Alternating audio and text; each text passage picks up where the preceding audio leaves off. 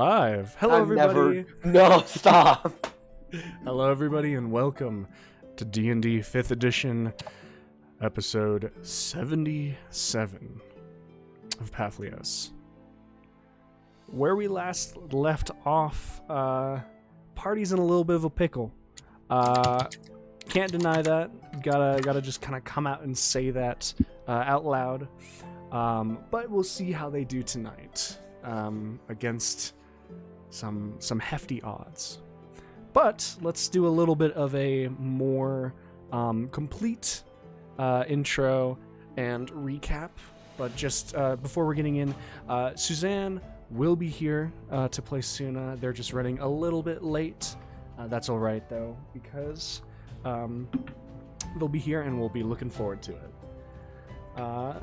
So, truly, where we last left off, you all were riding a skyship after having just disintegrated an ancient red dragon, Abrazdul, the World Eater.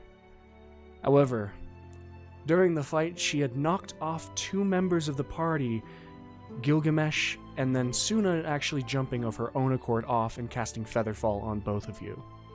As the two of you flew down through the air, one of you spotted a small red bead on the hull of the ship right before it detonated, sending the ship flying and spiraling out of control to the earth. With quick thinking and fly spells abound, Zex and Rem were able to safely avoid the pitfall of the ship. However, Nime coursed free-falling for a small section down until the ship impacted on the ground 300 feet below where they started. As everyone kind of descended and saw that most of the crew, or all of the crew was dead, including one of the Arbiters, Rem revivified the Arbiter as everyone else was beginning to kind of get to their feet, and Zex flying overhead saw that the Draconic army was marching towards them. Everyone set up positions, and a fight broke out between hundreds of Draconic soldiers and the party. As Rem staying by the back, trying desperately to keep people alive and butcher wyverns, drakes, and kobolds with their spirit guardians, while Gilgamesh, Suna, Zex, and Nime are holding the front lines with other people on the deck of the ship. Combat's not quite over yet.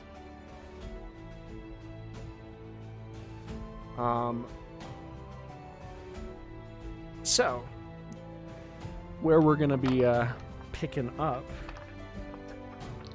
luckily for all of you, I still have initiative. And from one note, because of a technical issue with Jazz, Nime, if you do wish, you will be able to have 2 turns this round, as you missed last round. And yeah, I'll take the 2 turns if that's okay. I feel like I'm not being too kind, because if we pan over to where Nime is right now, she's in a little bit of a pickle. So, without further ado, we're gonna kind of change up this music a little bit and get to get back to the fight, as I'm sure you guys have some things to say about the kobolds coming. So, let's start with at the top of initiative, as the music changes. We have Jensen, who is actually seems to always get to the top of initiative. Where we go back, he is looking over Gilgamesh, who is being surrounded by kobolds and drakes, and he is going to have his rifle, and he is going to take 2 shots towards them. with 1 hit and 2 hits as 2 loud cracking shots break out. As Gil, you watch as 2 kobolds splatter behind you as they were encircling to entrap you. With that being Jensen's turn, Nime, it's up to you. What you got? Yay! Okay, so... Oh my god, do I not have... No! Okay, hold on. I'm so sorry. I don't have my journal. I know that there's a specific thing that I want to do because it gives me the 10 health. I want to cast that. Your fighting spirit. It's your bonus action. I want to do fighting spirit as my bonus action because I want to have the 10 extra health, especially because I didn't do that at the beginning, like an idiot. And as you cast it, for your attacks, you'll get advantage on them. So you don't get a bonus action attack, but you do get advantage on any attack that you make with your action this round. Perfect. Okay. I do want to use my swords this time, and I'm going to specifically be aiming for... Let's see, I get 4 hits. I want to hit the 2 that are directly next to me, 2 each. Okay, so with your fighting spirit, you gain 10 HP, represented by the blue health bar.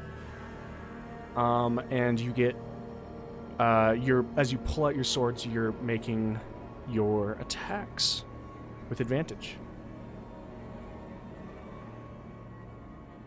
Okay. Alright, so my first roll is a... Oh, that was really good. Okay. Wait. 27. 27 definitely hits. It's the Drake directly below you, I assume, correct? Yeah, so I'm going to be hitting the one directly below me and the one next to it. Or I guess I could do 4 each. Yeah, because I have 2 turns, so I'm going to do that. Yep. 24? Also, you are past level 11 in fighter, aren't you? Mm-hmm. That means you get 3 attacks a round, so you actually get 6, 3 each. Oh. If that's what you wish to do. Yeah, that's what I would like. All right. The next one was... So I get 3, not 4? What was it that I would get 4? You get 4 if you had your bonus action to play. Oh, that's right. Okay. 3 each. Well, I rolled for the 3 there, and they were all above 23. So, okay. And then...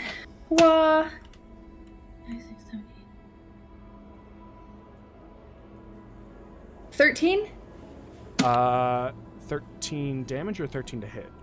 13 damage. 13 damage, all right. On the first one? 14 damage. Okay. 12 damage.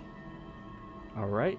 39 total points of damage as you carve across the one right next to you as it hisses and snaps, but the blades dig into the flesh, flaying as you're beginning to see bone, but that one's still up, although looking bad. Okay.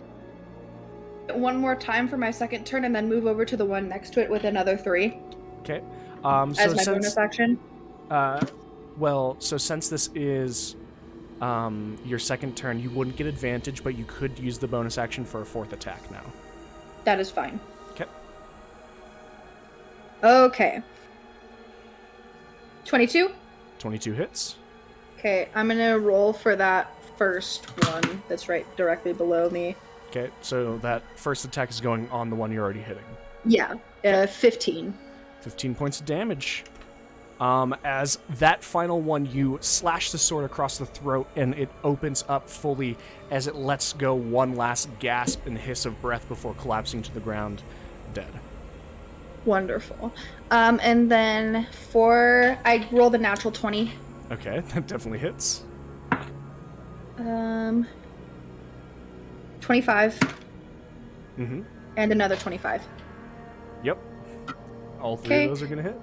14. Okay. 16. Okay. 15. All right, as those 3 attacks whirl across the Drake, as it is immediately looking terrible, but still up. Okay, All right. that'll be my turn. Those are your 2 turns. Rem, we're back to you up at the top. Okay. Let's, how far up off the ground am I? So the Spirit Guardians are a 15-foot thing. How far off, like, if I was to float off the edge of the ship, would it catch all these guys in the ship?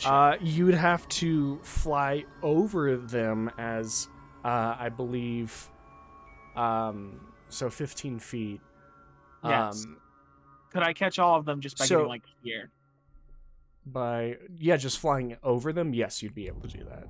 Okay, so I'll do this. I'll come into this space here. All right. On that dude. Anything that entered that space now needs to give me a wisdom saving. Okay. If it's for half damage, correct?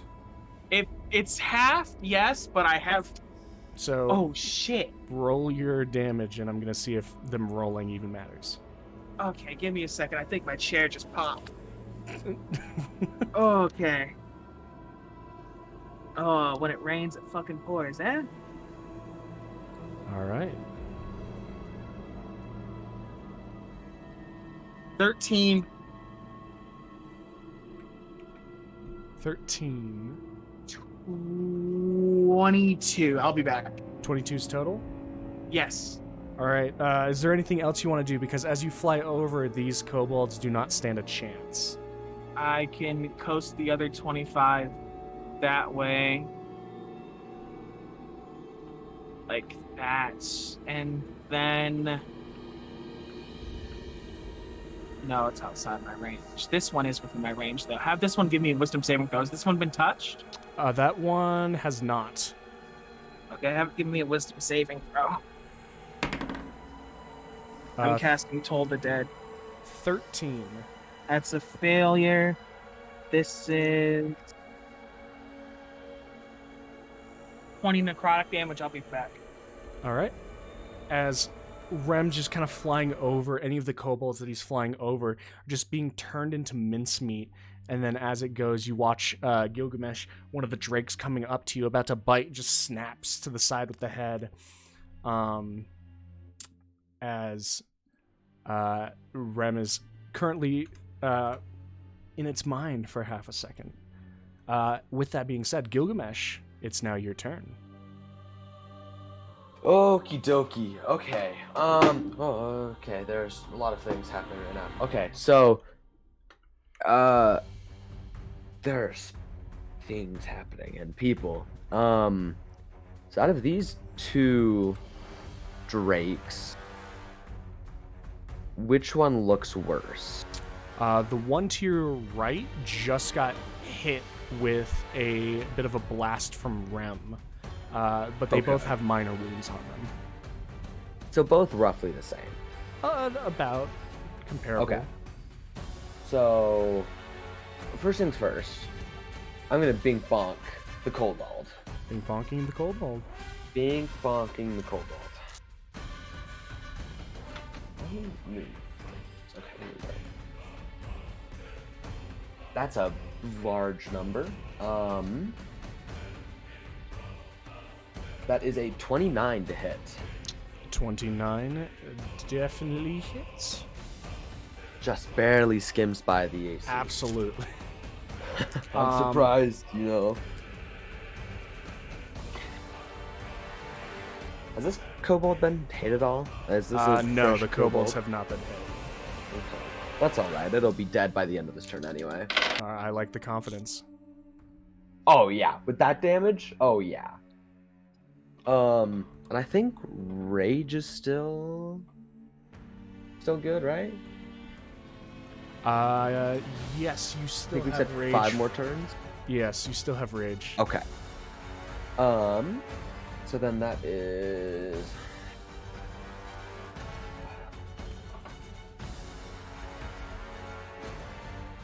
That's 30 damage. 30 points of damage. 7 of it being fire damage. All right.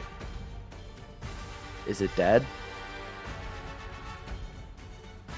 It is not dead.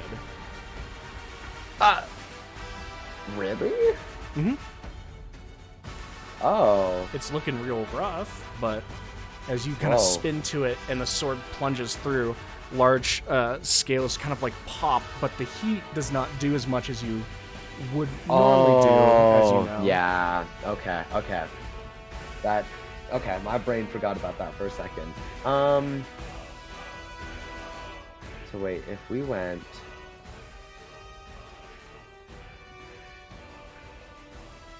What you got? Would this be considered a 15-foot cone? I believe So- it is 15 feet long and then 15 feet wide, so you're not going to be hitting the kobold, but you could hit 2 of the drakes. Could I like split it in half and hit like blow down the middle like that? So I can hit both the kobold and the drake? If you want to hit the kobold and the drake, yeah, that's perfectly fine. Okay, then as my second attack, I will do that. All right. Connor deck save. It is a 15 con save. Failure. That's a 3 and a 2. Yo. Usually those are really easy to pass too. It's not a high AC. Or not. It's DC. There we go. I know words. Oh, 17! 17 damage. As this breath kind of flies outward, coating both of them. Both of them kind of hiss and squeal and squirm, and neither of them keep moving after the breath coats them. And then, as just kind of the cold kind of goes off, freezes them, and then as the kobold is even trying to run away, he kind of almost, his arm locks up from it, freezing him, and then he trips, and you watch as the body just shatters into red ice. Oh my gosh. It was way too much damage for it not to do that. Double Would- kobold health. I think triple kobold my health, gosh. actually. I've destroyed not only its physical body, but its soul too. Mm-hmm. Does that cold breath feel like it's a little extra effective, or does it feel normal It effective? feels like it's doing well against fire, but it's not like fire is more defeated by cold, if that makes sense. Interesting. Okay. You're not quite using a fire extinguisher on their flame. It's not a Charmander getting absolutely fucking decked. You know? Yeah. Okay. Then I think that's all of my. I think that's all of my things. I don't think. Yeah. No. That's all of my things. All right.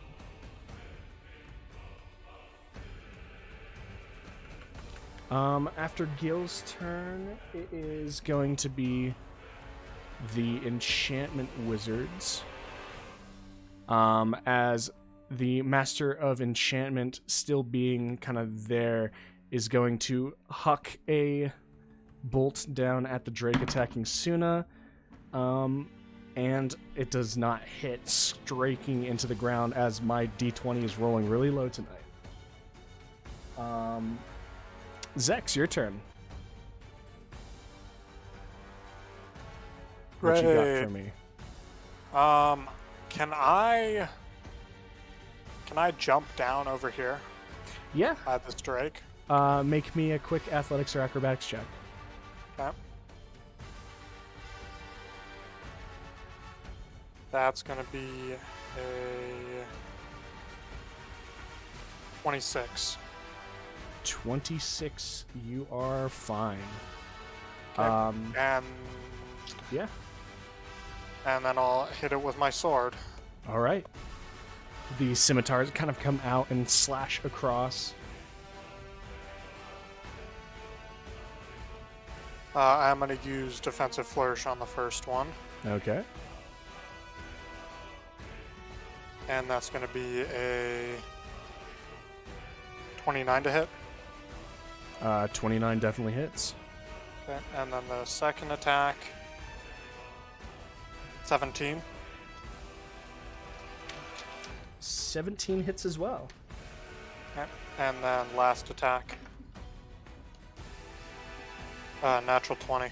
All 3 of those hit. Sick.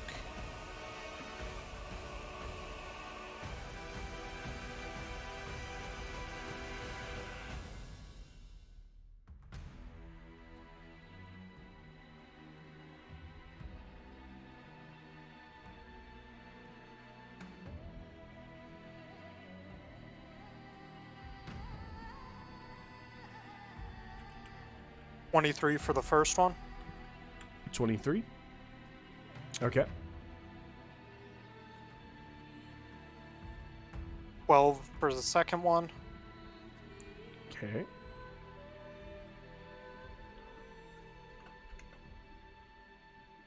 And so for the crit, does the psychic damage double as well? Any dice roll doubles, so yes.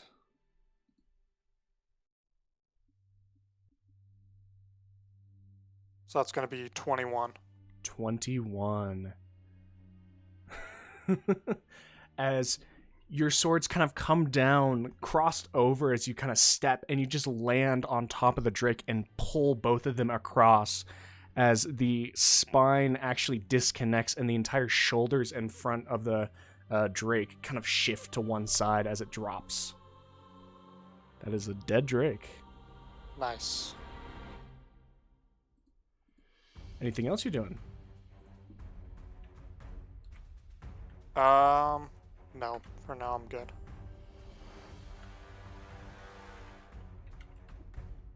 Okay.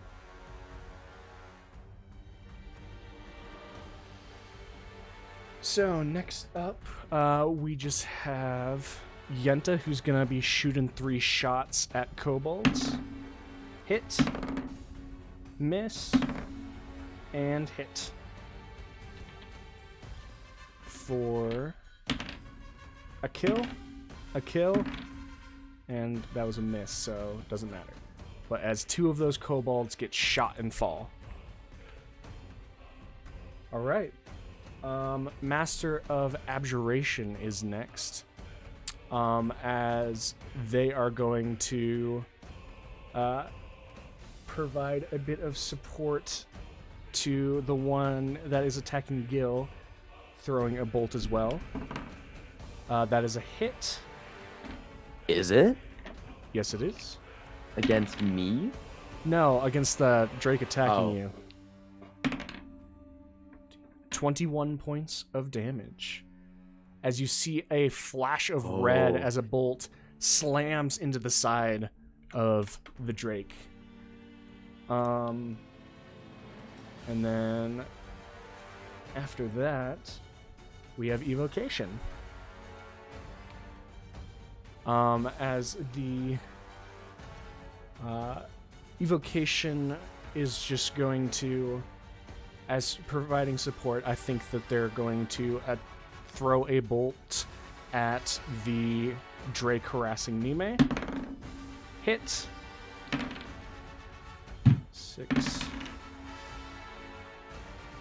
With 16 points of fire damage coming in as a bolt blast of light comes in next to Nime and actually blasts through, soaring and searing the inside of the Drake's throat as a Drake falls right next to you.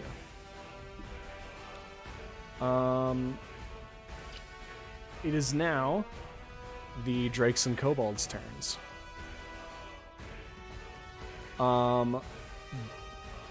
We're gonna start at the top.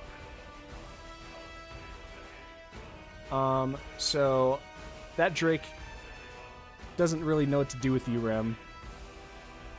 So it is going to go over here and actually start climbing up the deck of the ship. Gil, however, the Drake on you absolutely knows what they're doing, as they are going to attempt to bite you. Bite and tail attack. 19 and 21.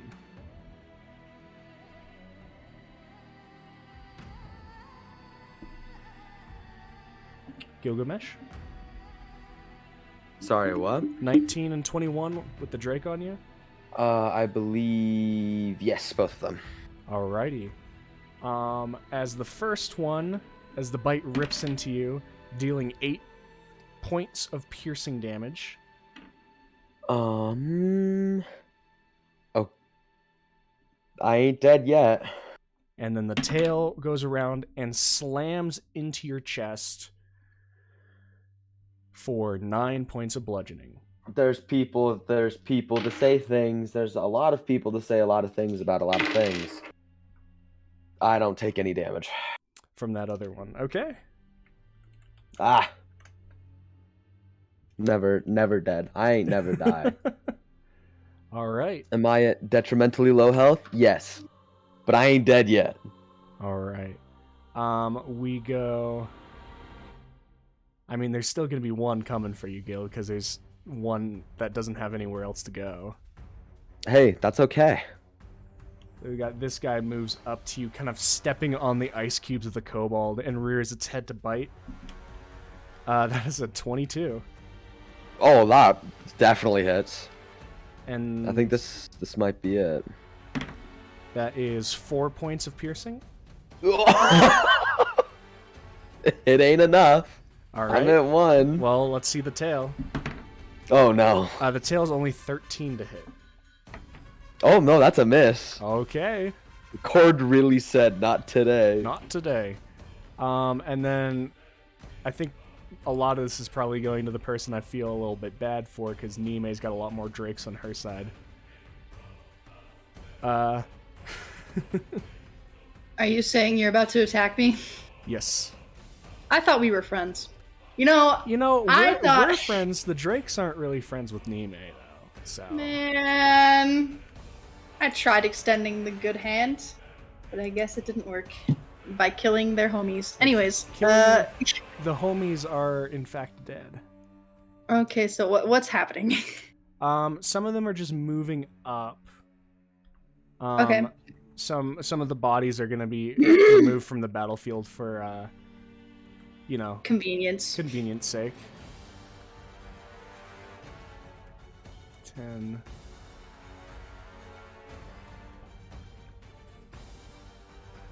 And then 40. Yeah, so there's one that isn't coming for you because he can't, but there's a lot of drakes. Can I spin in an... This is a question for when my turn comes, but I would like to prepare, so... Can I spin in a circle with my swords extended out like an airplane? Or helicopter? Please. So, you're still rolling to hit each of them individually. It is better I have a bonus action? You do have a bonus action. You'll be able to hit all of them. Yeah. So, if that's what you want to do on your turn, you're welcome to. But please. First, that's a 24 to hit for the first. No! And a 22 on the second. I'm gonna die before I get to spin in a helicopter circle. So first is 8 points of piercing. Oh, okay, never mind. Which goes to your temporary HP first. Yeah. So that's 2 HP now. Yep.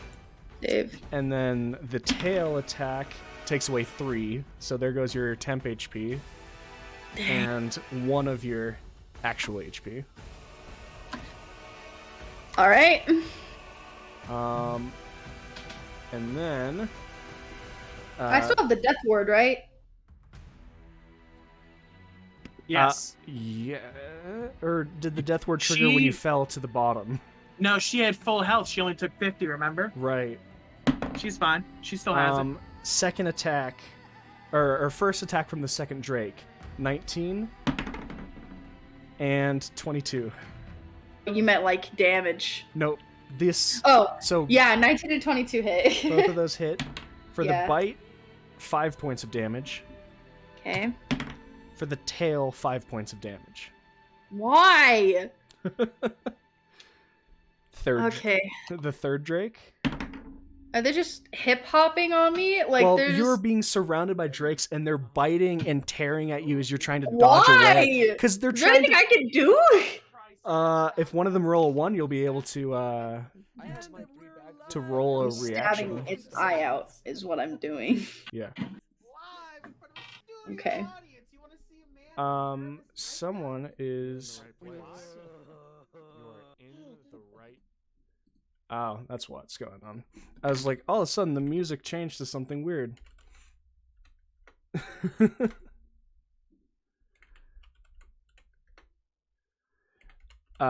With that thing out of the way, we have the third one going to you, I believe. To me? Yeah, there's 4 of them around you. You see the map? My God. Okay. You got two more drakes, which both have 2 attacks. Hit me with it. So Oh, man. yeah, no, it's not good. All right. So now that the music's been fixed, we have a 21. Yes. And a 9. So only the bite hits No, for the third. only the bite hits. But the bite does hit for 8 damage. Okay. And then the 4th Drake, Mm-hmm. that was a natural 19 and a dirty 19. So Natural 19 and... Okay, yeah, they both hit. for 6 points of piercing for the bite. That's right. Drop the tail attack dice. And 5 points of bludgeoning for the tail. It's not looking good. All right. Not good. Today would be a great day for me to be a magic caster, unfortunately. And then, well, because they're not done right now because you're on the top line, you've got 2 more just sling attacks coming from the kobolds at the back. That is a natural 20. Okay.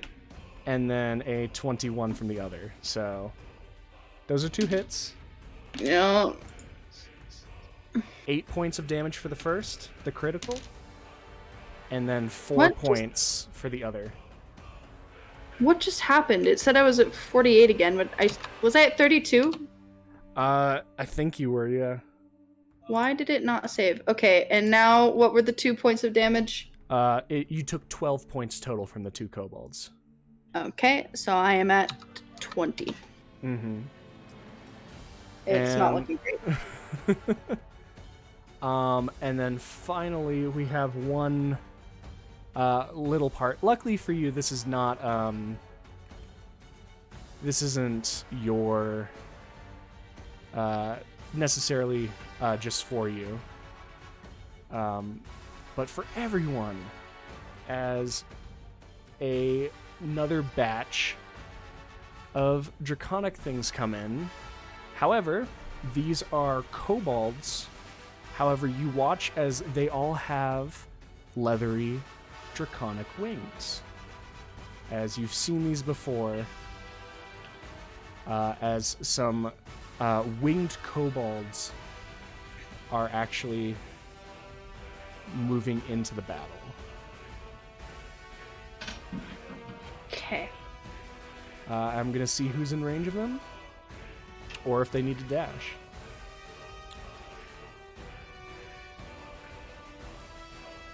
5, 6. All right. So we've got Rem, we've got Gil, and for some of them, a lot of them are for Rem and Gil, but there is a couple that are going for Nime. So, to give Nime a little bit of a break, we're going to start on the ones on Rem. Jeez. Good luck.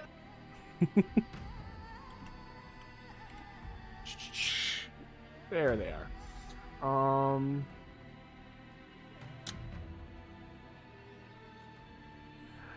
Rem,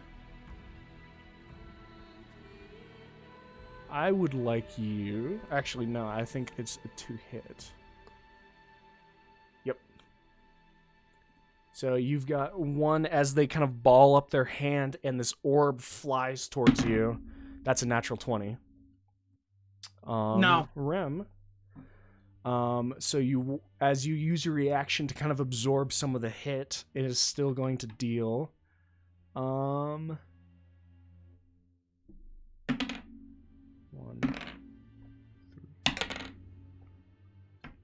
points of acid damage. Okay. As it flies, and then right as it hits you, it turns green, and the spray of acid comes out on your chest. I barely passed my con save. Okay. We have another attack on you. 2 of them are going for you, Rem. Okay. I doubt they'll both nat 20 and hit you, but What No. ones that you pass? that is just a... As I double check that to hit.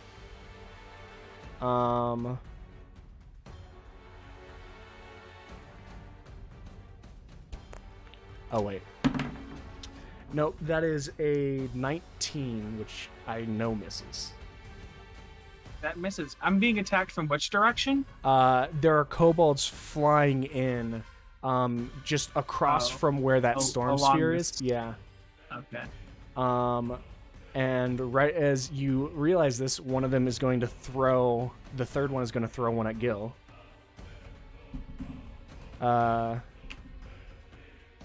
Gil, does a 16 hit? As a matter of fact, it does not. All right, as you watch another green orb fly out of their hands and slam down on the ground next to Gil. 3, and then 1, 2, 3. We'll actually have one fly over to Zex as he's going to Kobe it, and then we'll have 3 on Nime. All right, so Zex. Yep. Their ally is dead, so that is a 13 to hit. 13 does not hit. All right, and then Nime. First one You is... said 13? No, that was for Zex. No! We have a 23, an 11, and a 8. The first one hits. All right. As this one flies over, it goes before it turns green and blows up on your chest for 15 points of acid damage.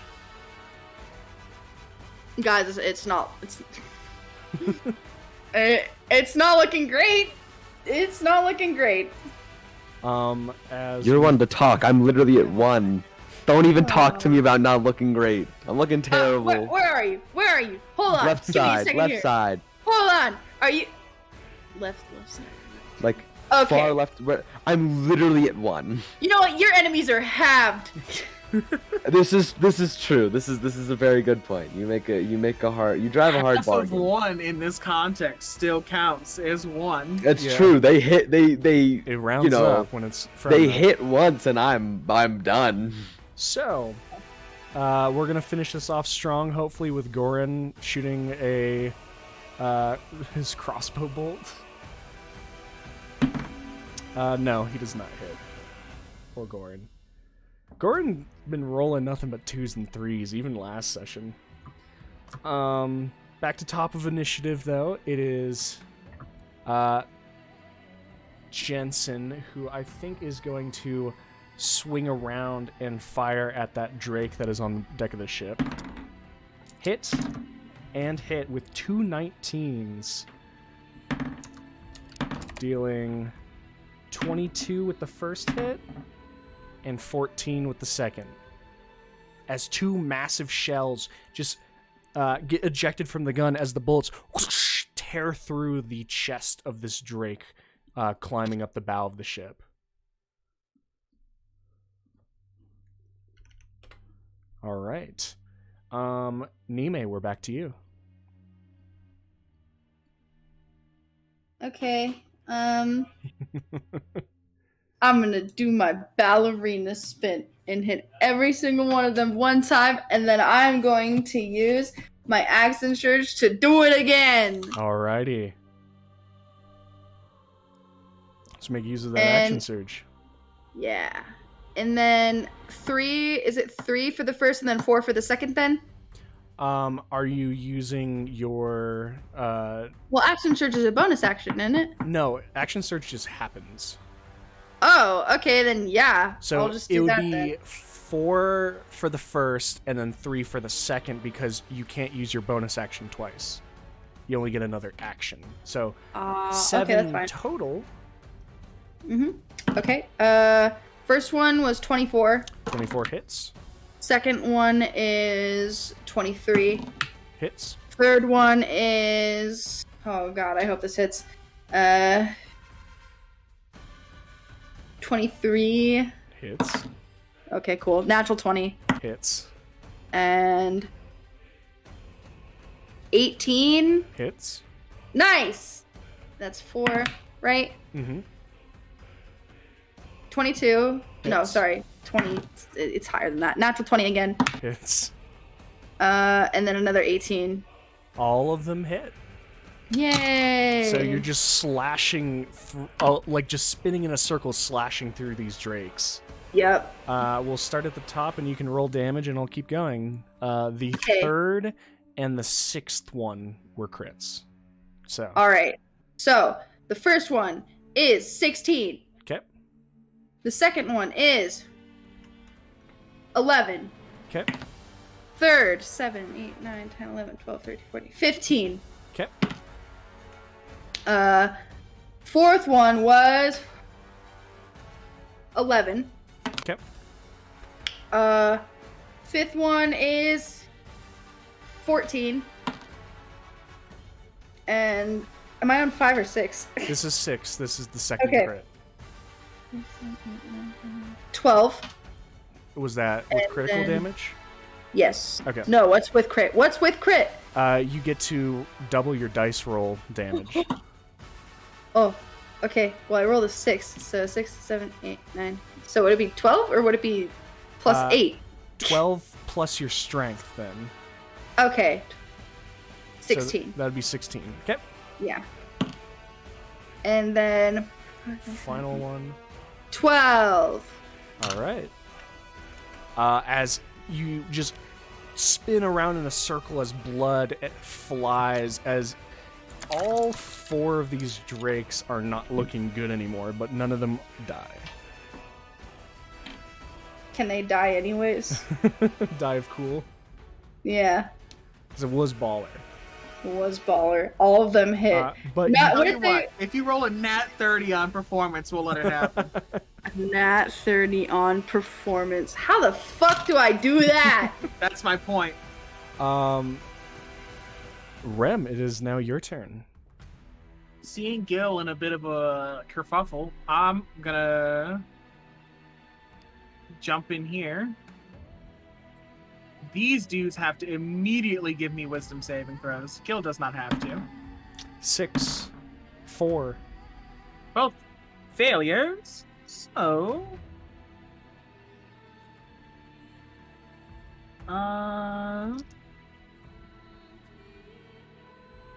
10, 16. 16 points of damage. As you can see both of them get temporarily consumed and overflown by these radiant beings, but neither of them are down. But the one to the top of you guys is looking very bad. How's the one below us? The one below you is looking mildly hurt, but not rough. Okay, and then this homie needs to give me a wisdom saving throw. Oh, no, that's a kobold. Yes. Kobold save. Okay. Wisdom. I'm casting Toll the Dead. He's unhurt. 18. He just passes, All right. which blows, but you know what? Life comes at you fast. And sometimes kobolds get lucky. And Them little guys. Is that your turn? Gil can have a first level healing word. Oh, okay. Who Or- said I wanted it? Or instead, Who said I wanted it? I can just touch him, so I can come down a little bit, touch him, Pause. come back up, Mm-hmm. and I'll use the last 15-ish of my movement. So if you come down and We're gonna touch take him, some opportunity you'll take strikes. opportunities. You know what? Okay. I'm just gonna come down then. Okay. Fuck it, right? So you'll just stay down there. Gotcha. Yeah, touch him. That's fine. Get touched, loser. It's a little weird, man. I ain't gonna lie. Yeah, you got healed for 12 though, so fuck off. Boo. Okay, I'll heal myself for 12. Do it. See what Okay, happens. please, please, please. As I As Gil cleave you goes out down. of the air. If I die, you're gonna go down with me. If I'm dying, everyone else is too. It's just the rule of the land. I It's the actually law. can explode. So, Oh boy. That's a little weird if you ask me. it was. That's my turn. Boss. No, I have a. No, I can't do the cure wounds. I can only do the healing You can word. only do healing word. Never mind. Because you already used an action. Oh, So- I take 12 damage all of a sudden. You instead get 9, which is just as Oh. good. Well, not. It's 3 It's less about good. 3 less, but you Well, know, Gil goes from technically it's good. 9, or goes from 1 to 10. So Yeah. you know, I watched you, that that's health like another bar 0 on the end. kind of come up. It's, for me, that's like 3. Barely. You'd like to hope it is. Gilgamesh, it is now your turn. Oh, that's convenient, isn't it? Is Rem in my way? Rem is slightly floating above you, so you How can- far above me? Like I like 5. 5 -ish? 5 feet. 5 feet above me, or 5 feet above the ground? 5 feet above you, so the wyverns couldn't, or the drakes couldn't hit me. They Am I allowed could. to They do could this? try. you can do that. I'm gonna beat the Drake. You are welcome to beat the Drake. 21 Bag you to with hit. 21 one. definitely hits. Okay. As I accidentally swing my sword up and clip Rem, entirely cutting him in half. Oh, is that? If my math is my math correct?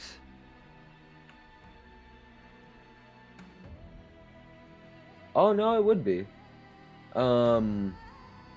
That's 30 more damage. Mhm. 10 of it being fire. 30 damage, 20 physical.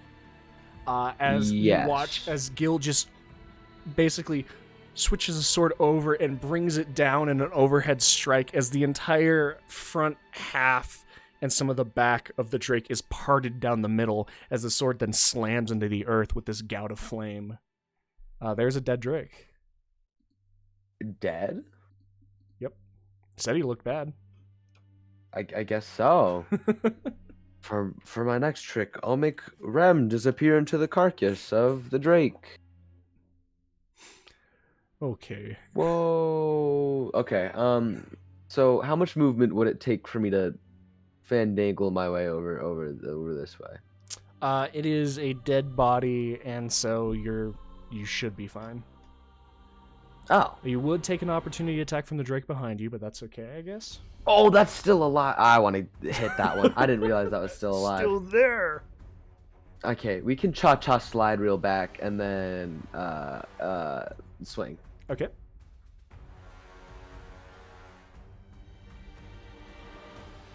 Oh. Does an unnatural 20 hit? That does in fact hit. Oh, wow. Ooh. 27 damage. 7 of that being fire. So a crisp 20 of physical. 20 slashing and 7 fire. Mm-hmm. All right, as that one carves in the back, and you can see scales being ripped off and flesh sundered and seared, but hissing, angry, and definitely hurt now, it is still alive. All right, now Stupid. go on to some NPCs as the Master of Enchantment is going to throw a bolt over at a Drake, at Nime. Hits. 5, 10 points of damage as a bright bolt of light goes and slams into the side of the Drake. Nime, next to you. I hate the magic man. Zex, it is now your turn. Yay. Nime, you got this, right? Yeah. Got this. You got this? I got it. I'll come and help anyway. 3 attacks on this guy. Okay. Roll to hit. Nat 1. Nat 1 will be an opportunity attack. Dirty 20 to hit. Yep. As you slash, but the Drake actually catches your arm in its mouth and bites down for 7 points of piercing. Ow. And you tear your arm free, the armor and flesh kind of shredding off, and go for another. Yep. I'm gonna do defensive flourish on this one. Okay. Nat 1. Alright, it does not have a second opportunity attack, so you're okay. Okay, last one. 22. 22 definitely hits.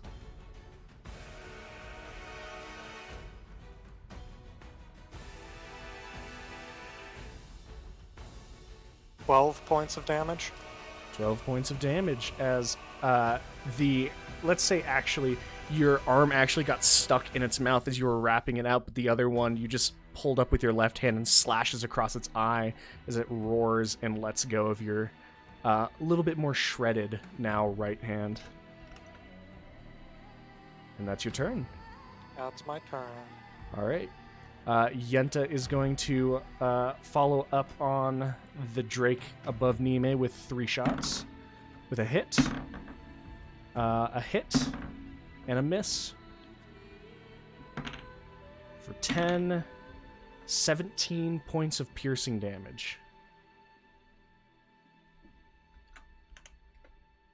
As that Drake above Nime takes an arrow through the eye socket and falls over. 1 more Drake down. We go up top to the Master of Abduration that sees the Drake coming over and is actually going to there's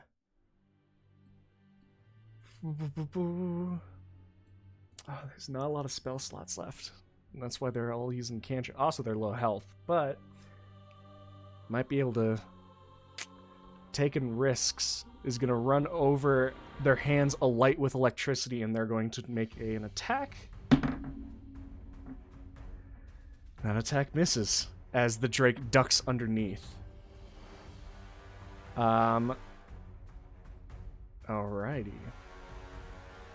It is now the Evocation's turn, as they, who still have Fly cast on them, as Fly is a 10-minute spell, is going to move outwards quite a bit and is going to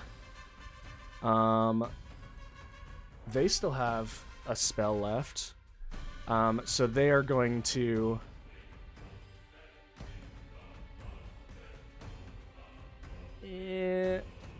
they're going to move here and actually land on the ground and send a lightning bolt straight through a Drake and a Kobold. The Drake needs to make a dex save. The Kobold's not going to live. The Drake fails.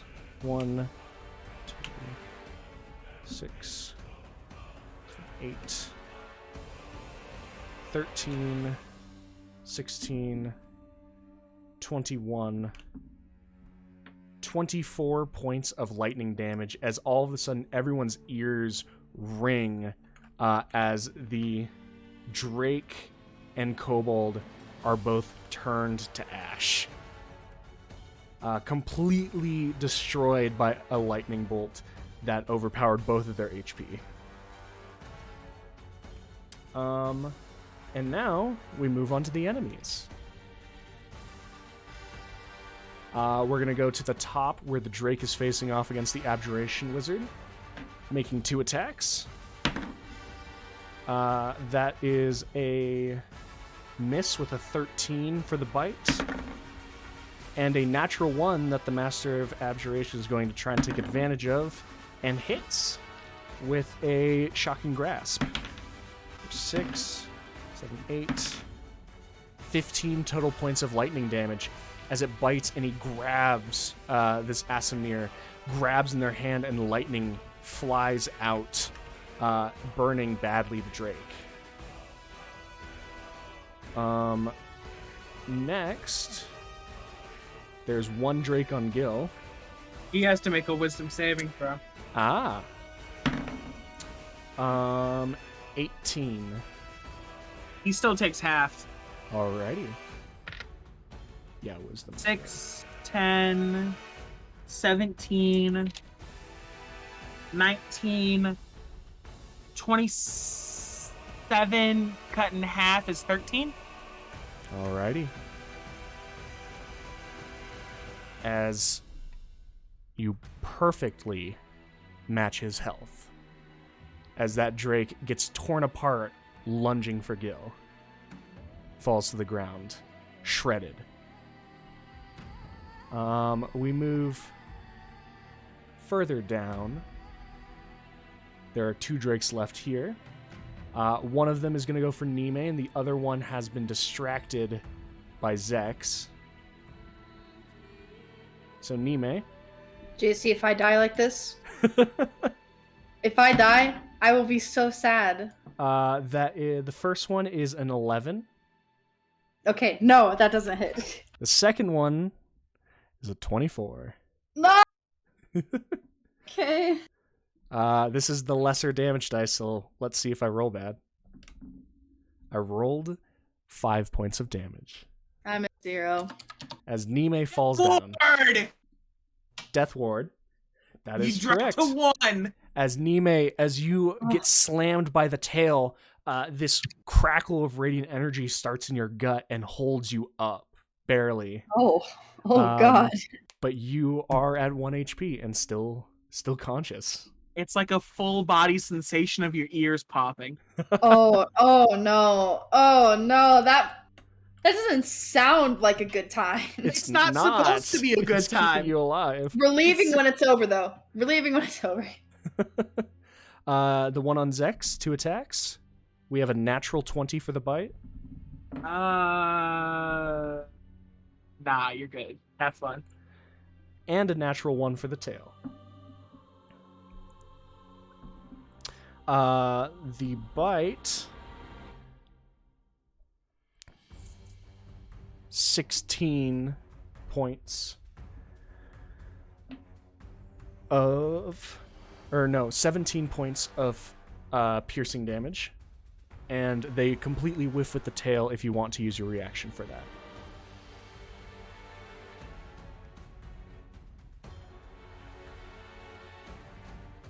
Zex. Sorry, Mike was muted. I got a 23 to hit. Okay. Minus 17 to your health. 23 does hit, though.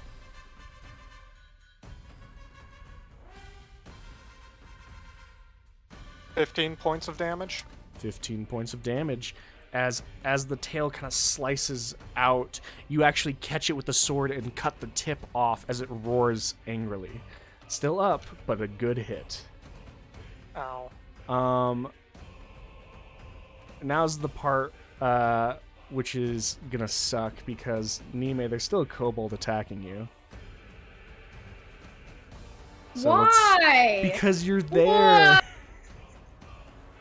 Why did I You pick to be exist. here? That's a 23. Nime, with 6 points of damage, you go down. Man, I'm at -5. You're just at 0 now. -5. All right.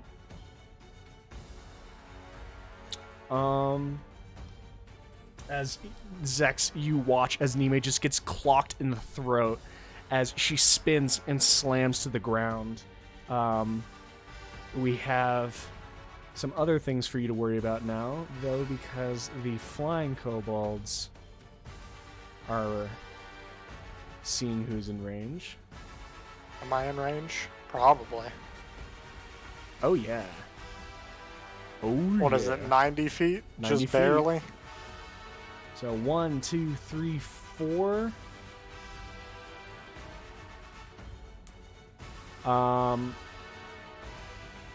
Phew. Yeah, there's gonna be 4 attacks on you. Okay. First one is 12. Nope.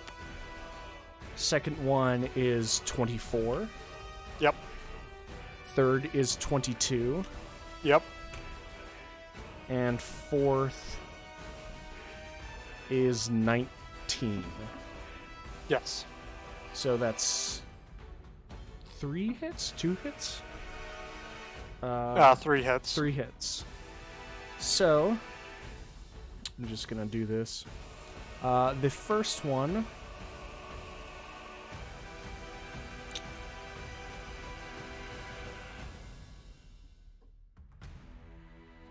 is 12 points of damage. The second one is 9 points of damage.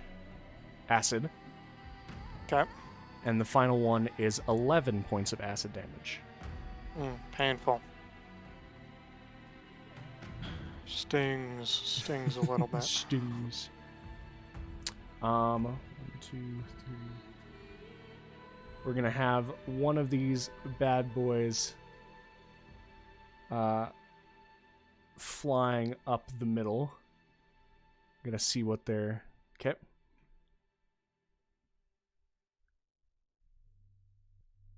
And then they are going to just kind of flying across, are going to ball up the small red flame in their hand and fire 3 beams at the Master of Enchantment. That's a hit. That's a down. And the other ones go for a miss and a hit. Is it at disadvantage because he falls prone? It is at disadvantage. She does fall prone, and one of them... Is that not a railing? She gets cover. I was administering for cover as well. Okay. She still got hit with the first one, and then goes down, one more hitting her. As the other one goes from a high roll to a 3 with the disadvantage. But that's still an arbiter down. The one that is kind of directly in front of you guys, seeing you both wail, is going to kind of well up this purple in their palm. I'd like both of you to make con saves. Me and Gil? Yep, you and Gil. I don't like this. JC. What's I have up? a question. 13? 13 is a success. Oh no. Uh-oh. Oh, I nat one. That is a failure. That's a cocked dice. Yeah. Oh, that sucks. That is 14 points of poison damage. Okay, so technically that knocks me, but You, there are You know some 3. people? Didn't you already use it on the drakes this turn? I did, but I have a class feature, and since I am raging, it's an effective death ward. Gotcha. I just have to make a save. a con save, which you Yeah. failed to take this damage. That's the problem. There are 3 numbers that would make me not save. Mm-hmm. You're kidding me. And what'd you roll? The DC You is only 10. have to get a 10. The DC is 10. I rolled a 2, and it's a saving throw, and I have a +7, so that's only 9. As Gil goes down. Ah! As Rem, there- you kind of cover yourself from the acid, and then you look below you and you watch as Gil crumbles. That's so annoying. All right. Please do something. Please. Please. What the fuck do you want me to do? Actual economy! I got fucking spin to win over here! I got limits! I thought you were better than me! I used all my spell slots, I thought we were gonna fucking go! No. No. I didn't want to fight the dragon, I would've fuck off, go back home! Am I, do I make death saves? Is that where I'm at right now? You'll be making death saves on your turn, yes. Oh shit, do I have any? Okay, I'm gonna do some research. Don't mind me. You just have to break a 10. No, I know, but I think I have some sort of feature that about death saves, but give me a second. Go ahead, continue. As there is one more kobold that is going to fire wells up in their hand, and there's a ray going at Master of Abduration, there's a ray going at Jensen, and there's a ray going at Rem. So, Abduration, it wouldn't hit if they hadn't used the reaction on the Drake, but it does hit. Jensen, natural 20. Rem, 19. No. Okay, as Rem, you're able to bring the shield up, but 5, 6. You watch as 2 other rays blur past you and slam into the Master of Abjuration, as they have fire resistance but only have 3 health left, and they did 6 points of fire damage as the Master of Abjuration goes down. Can he not do like a suck gesture with an absorb elements bullshit? That's a reaction, and he used it to almost kill the Drake. Oh Was my the damage on me fire? No, yours was acid because they were using a different spell. And then Dumb. Jensen is a critical. 8, 14. I'm not even gonna pretend like this shit's gonna fucking work. As Jensen gets slammed by a ray and is okay, but still looking bad. That is the kobold's turn, and let's see if at the end of everything, Goran kind of takes the crossbow. Oh, I forgot that there's one Drake at the bottom that was going to move up, so we'll have that happen. I almost We forgot are about not him. searching for any soldiers after that. Has Suna done anything? Suna has not. When she comes back, she has 2 turns, and after this we'll have 3. Can you have her do things with this storm sphere, please? Because it would be very, very helpful in the heat of the moment to have this go off. All of these kobolds are within range, and they are the biggest problem we're having right now. Storm Sphere. I do not think saving the turns is like we will die here. Storm Sphere. Let's see. We'll have 2 blasts of melee spell attacks. The first one is before the kobolds come in, so we'll do it on the Drake that is on the bow of the ship. And the second one will be on a kobold. That's cocked dice. That is a hit on a Drake with an 18 to hit. 4, 6, 12, 16, 21 points of lightning damage. As that Drake is toasted on the bow. The second one will be on the sorcerer that is right next to the Storm Sphere. With a 21 to hit for 4, 9, 10, 11, 12, 13 points of lightning damage. Not taking them out of the fight, but injuring them. Alright.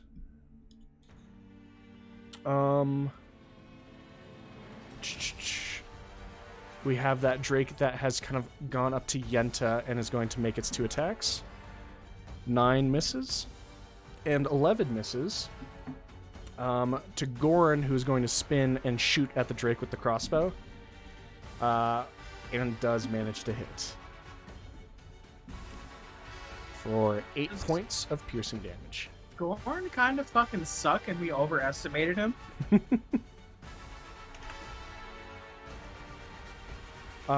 He's a good leader. Or but his dice he rolls like- are can't get It's above a been 10. atrocious for about 2 sessions. He had one great one where he Where he like did grabbed great. me, but like that was it. I do believe that is the only dice roll he's made that's been over 10. As it is now back to top of initiative, as Jensen is going to take some shots at that flying kobold that hit him in the chest. I do believe his rifle is now out of ammo, so he is going to put that down and pull out his pistol that Nime knows and recognizes and take 2 shots with that. Hit. And a hit. As the pistol comes out for 7 points of damage.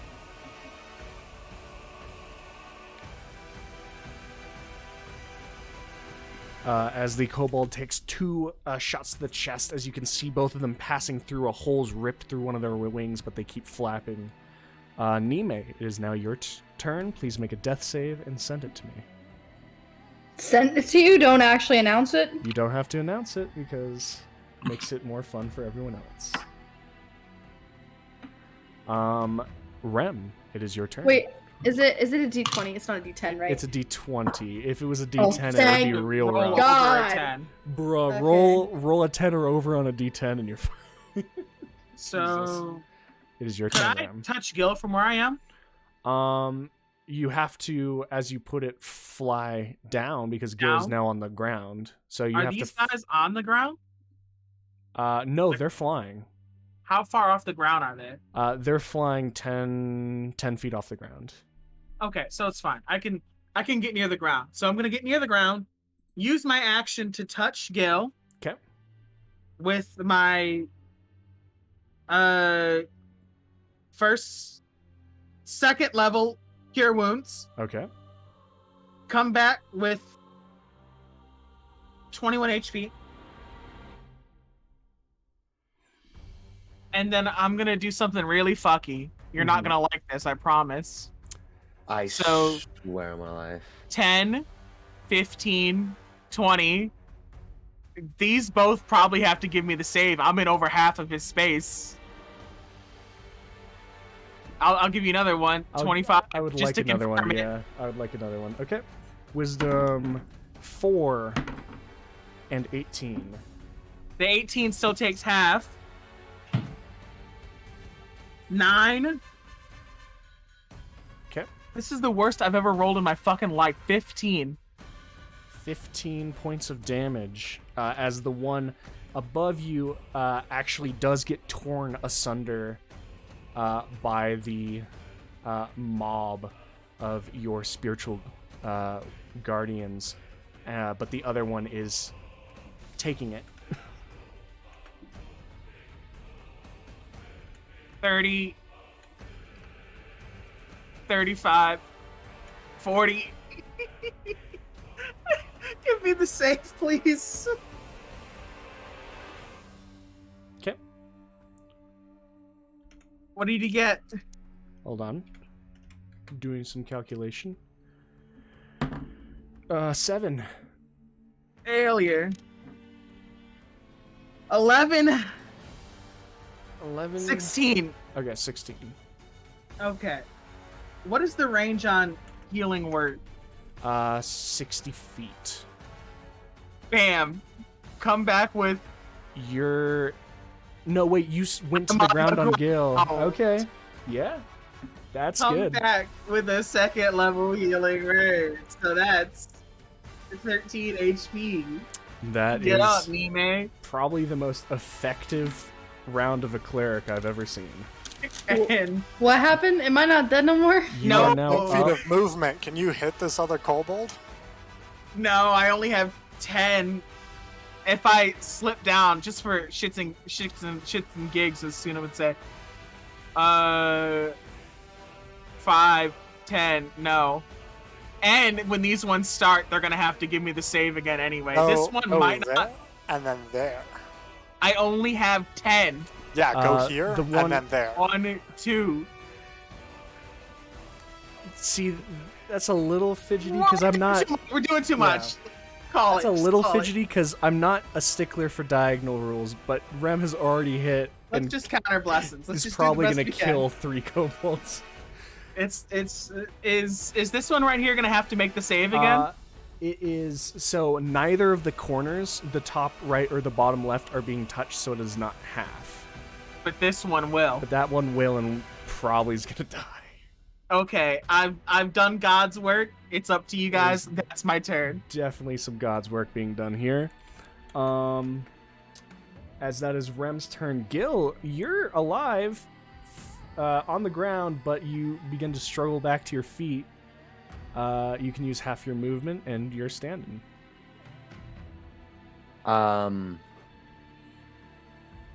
So wait. So yeah, I'll do that. I'll use half my movement. Do what I need to do. Can he rage and beat this dude's ass? They are flying in the air, so they are out of his reach How in melee. high up are they flying? So 10 they're feet off the ground. above He's you. 6 feet tall. He's still within range. So if they're flying 10 feet off the ground, I believe. He's still within Through his you- 5-foot I- sphere of influence. Hold on. Let me check measurements real quick, because I believe I was given a actual. Mm. I'm gonna pour another drink. Okay. I don't have time for this math. So Gilgamesh is, I believe, 6'6". Okay. And from the document you gave me, the hand of the chieftain is over 7.5 feet long. I'm really gonna be gotten So- on my own shit. Okay.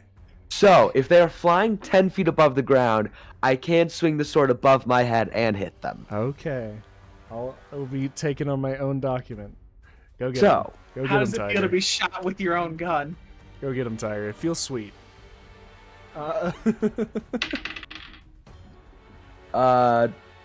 22. 22 hits. Oh god. Hey, rage. That's too late now. It's not too late. It's a bonus action. I already. You'll be able to rage. hit with the first one, and if it doesn't kill, you can rage and hit with the second. Yeah. Oh, I might need it too. See how much damage Rem's done to it. I'm not sure. Wait. Oh, never mind. I'm just dumb. I don't know. That's still 22. Yeah, that's more than enough. You Okay. fucking put your arms upwards, and it just spears him right through the stomach, and you rip, and the stomach lining comes out, just spraying you. But there's a dead Nice. kobold raining down in 2 pieces next to you. I mean, yeah, I guess I'll rage now. Okay. And that's all my Do you have things. anything you can throw? Can he throw I'm- the body of this kobold at the other one? If you want I to. don't Like, think it- If I don't he think catches it would. could he yeet it hard enough to kill the one Oh. behind us? Wait, hold on. You're welcome to throw it. Okay, but logically speaking, would I actually do any damage if I hit? It would Like, be if an I- improvised weapon, so I believe that's a 1d4 plus your strength. And you're raging, and imagine if you crit this dude right here. He's well within the range of an improvised weapon. You could throw Okay, this body. I believe you'd have to wreck this to get normal, because improvised are 20 by 60. And aren't you out of movement because you have I to am use out of half to movement. get up? It took his 20 just to get here. So you're saying I would have to reckless for just a straight attack? Yeah, because an improvised weapon has a thrown of 20 and disadvantage of 60. This guy Ooh, has probably yeah. 5 HP though. This homie? Yeah. So if you hit Okay, him, so then you that's might fine. kill The him. Master of Evocation can deal with it. Whatever. I'm gonna grab half of this falling kobold Uh-huh. and very recklessly and All right. barbaric-esque, I'm gonna throw it at the other Drake. All This is right. the most Kobold. badass thing you've You ever done. outside of Shot put disemboweling this the dragon. kobold. Roll. You got the reckless, so it's a straight roll. Oh, please. Oh, do I add modifiers? I believe you add your strength to it. No proficiency, but strength. That's a 19 to hit. 19 hits. Yeah. Yes. Okay, how much health does this guy actually have? Hold on. So let me make sure I'm doing everything. It's a D4 plus like 7, isn't it? That's more than 7. 4 from your strength and then something from raging. Improvised weapon. 1d4.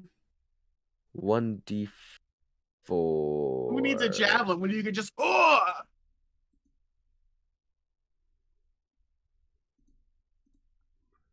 What you got? Wait a there? minute. I'm trying to make so are we saying 1d4 plus Strength. strength? Cat. He'd still get his like You raging are raging, stuff, right? so you do. I was get gonna say your rage damage bonus. I get a couple of things. Yeah, barbarians Okay, are well- the best for this. That's really not good on the damage, but it's okay. Plus, oh god, there's so many things. I think that's 10 damage. 10 points of damage. Gil, as you just grab and shot put half of a kobold, it flies over Rem's head and slams into the head of the other kobold, smearing crimson all over his form as he does like this kind of contorted backflip cartwheel as you look like you probably broke his snout with half a kobold, but he's still up. You know, I'm It was okay with cool, that. though. It That was was badass. I can now say that I've thrown a kobold at another kobold and broken Half of a its nose. kobold. Half of a kobold. Half a kobold.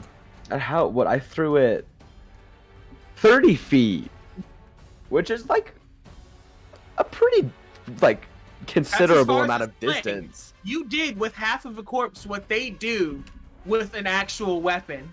Are they? Do they look scared now? At least the kobold that I I would hit. be. They're, Does they're it- covered like- in crimson, and like you're not able to get a sense of pain, or not able to get a sense of fear or rage because they are in pain right now. Their hands have gone up to their snout, and you could just hear this cracking sound as confused. the snout itself looks like it has been wrenched awfully off to one side. It is, at the very least, that guy's not gonna be able to eat for a while. Hey, I'll take it. I mean, he's gonna be dead soon anyway, so he can't eat at that point. But you know, I will more than take that. That is all I got. All right, Zex, your turn. Can you take away Nime's X? Awesome sauce. I will. How much health did Nime have? He came back with 13. 13. Somewhere in there. Can I use my bonus action to make the scimitars back into the voice? And can I get 10 10-foot cubes, please? I'll do it. Oh boy. Fire. Fire cube. Because we all know how this works.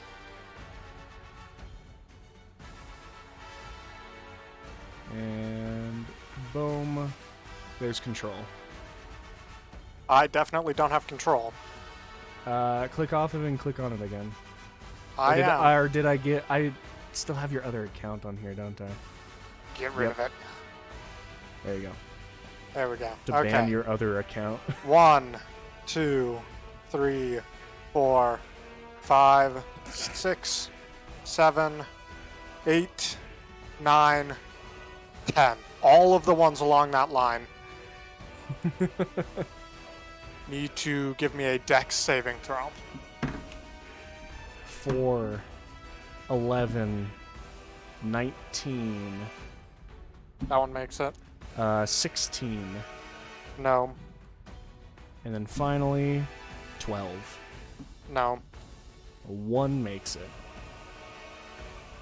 Does it even matter? We're about to find out.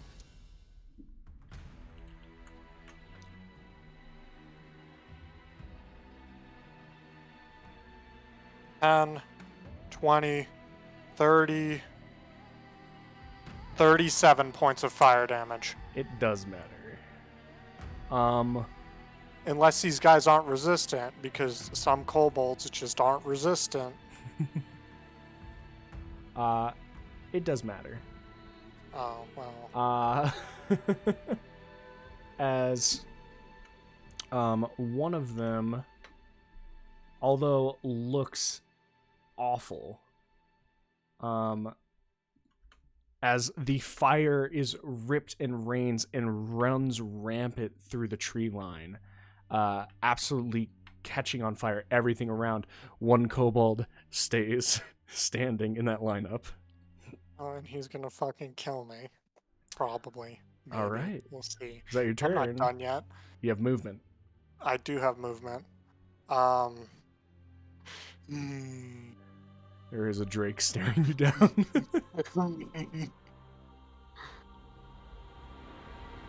Drake has a taste for you.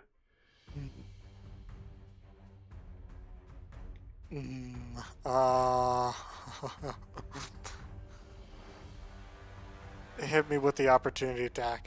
Alrighty. You've gotten so ballsy 19. in session 1, and it's not paid off once. 19 to hit. Oh, well, I'm dead. Why do you guys make my life harder? I would have died 6 either way because points this of kobold is damage. gonna hit me. Yeah, I'm down.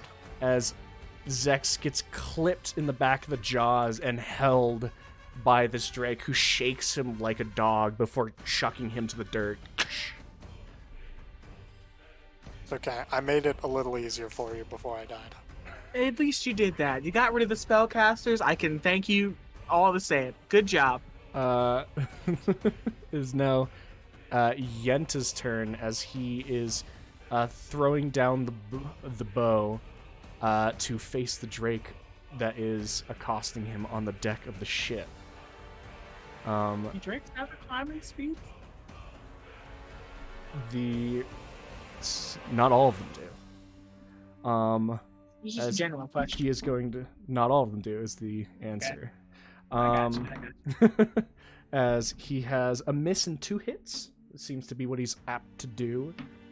As he just basically throws down the bow, grabs a chunk of the rail, splits it off, and just slams it into the side of the drake's head. 7, 11, 12, 13 points of damage. As the drake just hisses and snarls as the rail shatters over its snout.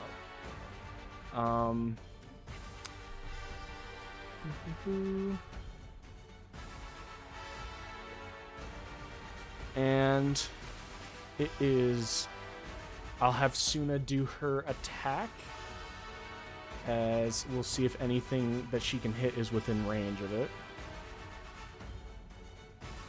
As anything within 60 feet of the center.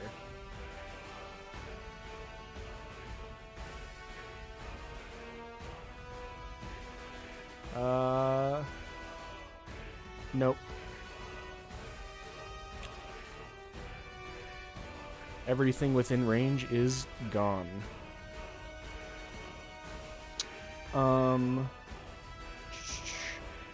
As it is now the Evocation Specialist's turn. And just as Gil suggested, she is going to attempt to liquidize this kobold.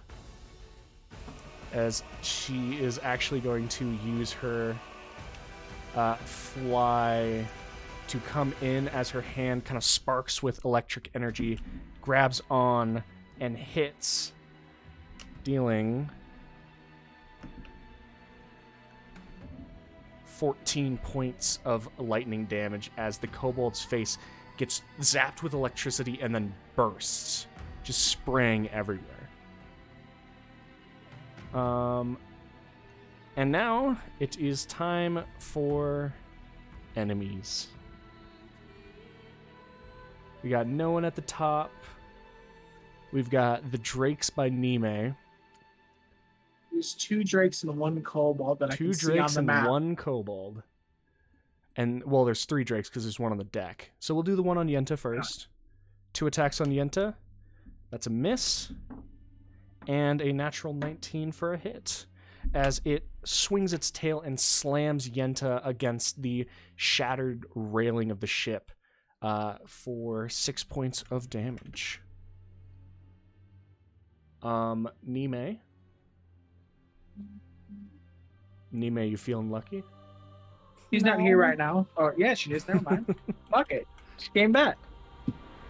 Because Still use that as my whole man. But anyways, continue. Zex went down, so they're coming for you. I'm feeling so lucky. First one is a natural 1. Oh my god. If you would like to, you can make an attack of opportunity as a reaction on it. Abso-freaking-lutely. Do I have to roll a d20 for that? Yes, you have to roll to hit.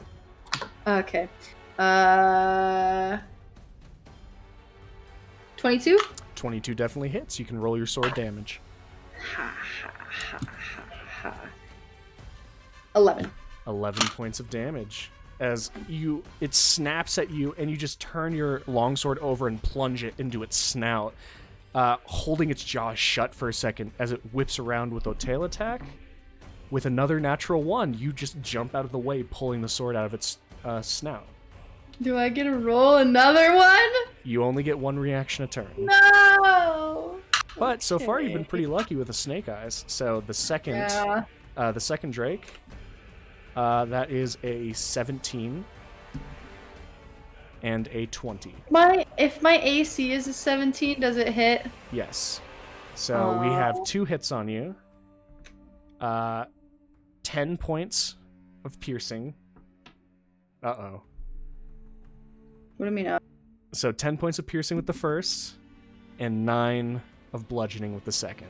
Oh, so I'm dead again. As That's goes why you down said again. Yeah. That's so... Oh!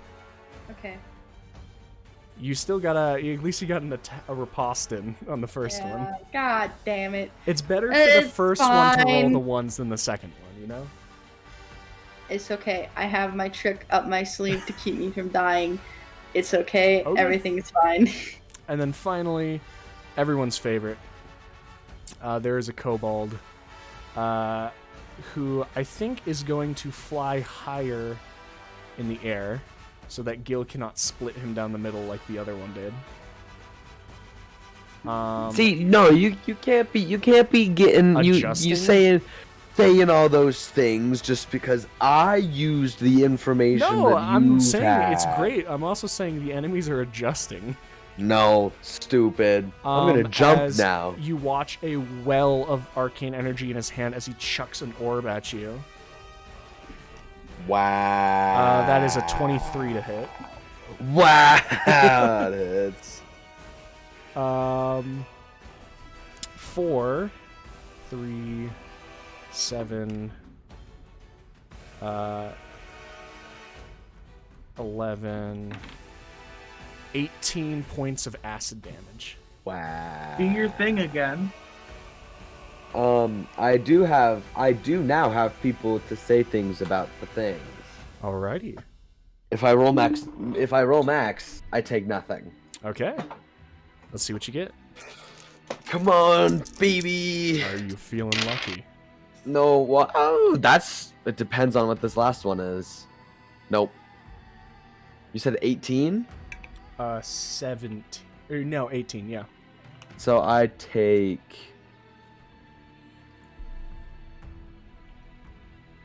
5 points of damage. Alrighty. I was close.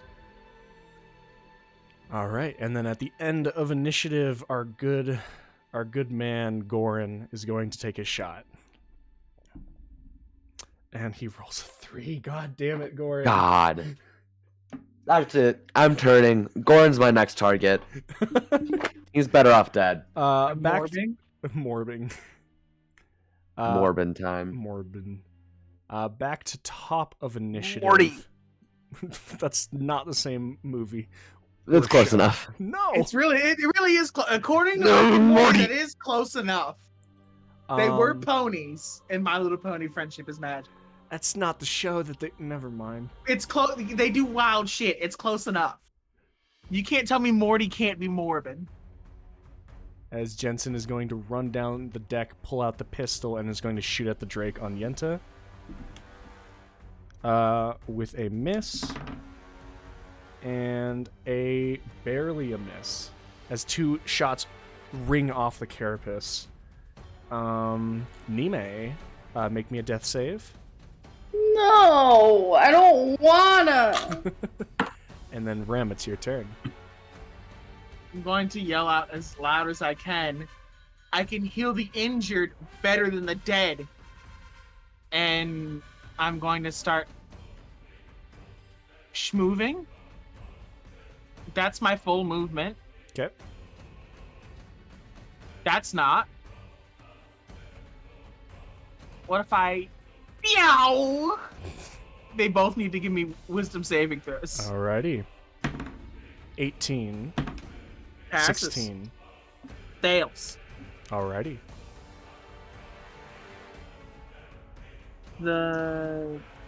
What the hell is a D8? What is a D8? Please 13. enlighten me. 22. 22. So Halved is 11.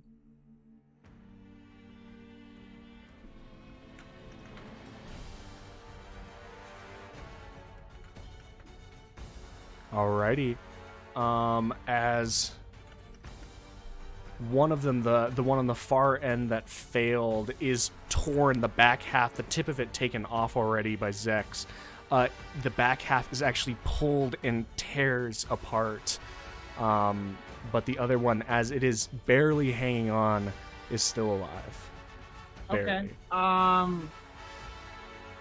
How high in the sky is this guy? They are 20 feet now. Could I still... I mean, I have 5 feet of movement. Could I, like, Pythagoras this guy into a 60-foot range? If you move a space closer, you could, yeah. So, like here. Yeah. Absolutely. Hog. Give me a wisdom saving throw. Toll the Dead? Yes, and It's- he's hurt. Hate to tell you, that's a natural 20. Damn, it be like that. It do be like that. Be spared the dying is a bonus action. Oh, hooray. That's my turn. Alrighty. As Zex is spared, Gil, it is now your turn.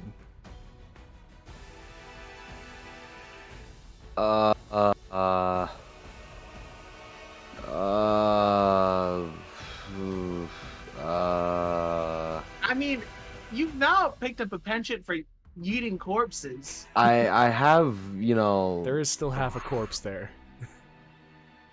So if I theoretically Mm-hmm. picked up the other half of this corpse That's your free action.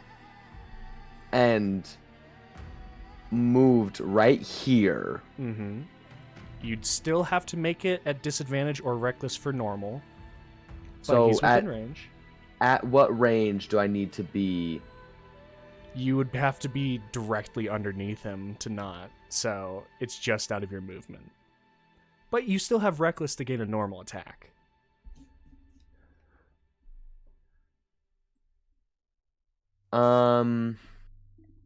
Yeah, okay, I'm fine with that. All reckless. Alrighty. Roll to throw that corpse. Throw that corpse. Da-da-da-da-da-da. JC, I did a thing. No. I got a nat 20. You get brutal critical on a corpse. Imagine fucking dying. No. Don't You do this put to ideas me. in my Physically mind. survive. Don't do this to me. Can he physically survive the I corpse? have to check his health. Oh, that's kind of bad damage, though. I don't know. But it's also double what you roll on the It is dice. basically a coin flip. It's Oh. he gets one of his d4s is doubled, and then he gets another And then I d4 get because of to- his brutal critical. Oh, that's pretty good. So let's see. If my math checks out, that is 15 damage. On a fucking corpse. Okay. Corpse Gil, throwing. you stab the hand of the chieftain in the ground to use as like a lever for like leverage, and then just huck it underhanded up. It whips with this slurp sound as crimson spills out and flies, creating this curtain of kobold blood as it goes up. And the other kobold doesn't even see it before it slams into the back of his head, and he over-rotates and corrects, slams into the ground, and you hear this loud crack as you've killed a kobold. Yeah! With a corpse. Oh, I think this is the peak of my whole existence right now. Jesus Christ. Gilgamesh has never been more effective. I mean, it is all-out war. Alright. And so, I still have one more attack. Mm-hmm. You could throw his corpse. And there's a Drake right The other there. one. Oh my god. And the Never-ending cycle. Every time you get a kill, you have a new one. So what would happen if I perchance picked up this new corpse that I've stumbled upon and threw it this way? You know, You can't tell me no. mechanically I can, but fuck it, it's too good. I was gonna say, Mechanically, no. can you though? No, Yeah, free action to pick up the It's- corpse. he picked up the other corpse in his free technically- action, but it's a You fuck have a it, go bonus for it. action. And I am recklessing on this one, so it is a straight roll. Yeah. It's too good to not do. That's a 19 on the die. That hits. I'm so disappointed, but so excited at the same time. He never has javelins. Ah! He always has javelins. No, I used to have javelins, I just don't anymore. He broke them all.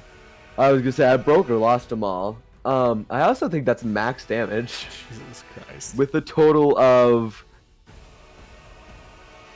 That's some good damage. I think that's 11 damage. As you pick up and whip it, you can hear the crack of the neck that snapped as he fell to the earth. And you whip it around, and it slams into the back of the Drake. Please tell me this Drake has more than 11 health. It doesn't. No. Oh, what do we name this episode, boys? We have to name it Grip It and Rip It. Name this one Grip It and Rip It. As the kobold flies through, and as this was an arcanely cast kobold, you can see as it flies, it slams into the back of the Drake. As the Drake turns around and looks at it, flopped over, the one of the spellcasting components still has some heat to it, and you watch as the back of the Drake just opens like a blooming onion, and there's a fucking dead Drake. Are we out of combat? Holy shit, is that? No, there's one more Drake on the deck. Oh, Don't tell me. Oh. I mean, Grip it and rip it. Rip it and rip it. I regret to inform the party, but that is the end of my turn. Okay. You've done God's work. Truly. You're fine. Let's just see. Court's gonna let's just, favor me after let's Fuck just- the healing. Fuck the let's divine not even worry intervention. about it. Let's see if This. Yenta can just kill this guy. Please. No, Yenta is Ah! gonna kill him. Does some damage as you watch as he's just pulling out parts of the ship and slamming it into the Drake.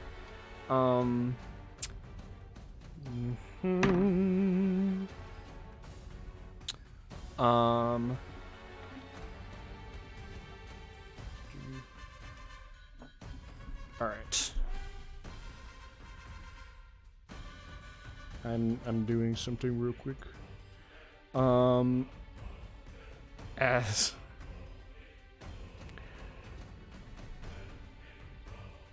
God, you know what? I'm fucking done with this combat. The Master of Evocation has one more lightning bolt. Let's just put it into the side of the ship. She reaches up and just blasts through the stern of the ship.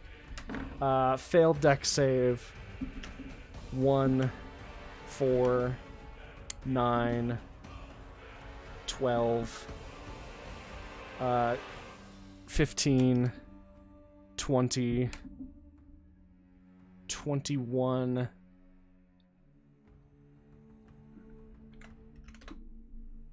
points of lightning damage. The Drake gets its turn as it's going to bite and hit Goran with a bite attack.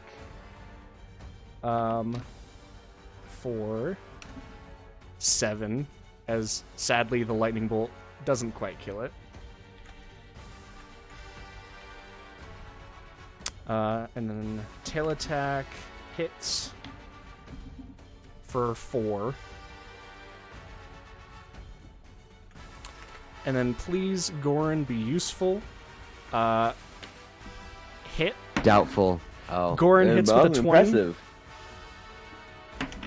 And does 8 points of damage as the last Drake opens its mouth to bite Yenta and gets a crossbow bolt in the throat. But no one's paying attention to that because we just watched a fucking Drake get opened up by like a blooming onion. As all this happens so quickly, the side of the ship gets racked with a lightning bolt, the entire thing shifts and moves, and then everyone takes a half breath, glancing back towards the looking back towards where the kobolds were coming from, and nothing else. Ren is not taking a half breath. Still holding his breath, he's going to begin administering the situation as quickly as he possibly can. All right, what are you doing? I'm starting with Nime, moving to Abjuration, and then ending on Enchantment. My Spare the Dying has a range of 30 feet as a class feature. Okay. So first Nime is spared. Then you're Abjuration. moving. Can you get to Abjuration right now? In one turn? 50. No, but I can finesse a 30 to get the enchantment along the way. And then Abjuration last. All right. As you are able to stabilize both the enchantment and Abjuration specialists. And Nime? And Nime.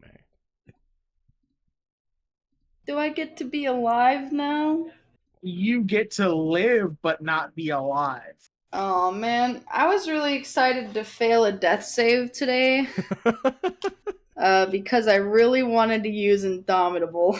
Can I tell you guys a secret? What? I have 2 spell slots.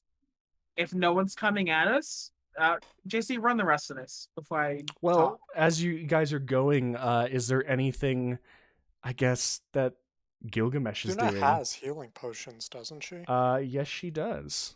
So what we'll have Suna do is, as Rem's doing this, we will expend a couple of Suna's healing. Aces. Because that's what she made him for. This is exactly what she made him for. 3. Oh my god. Zex, you take 11 healing.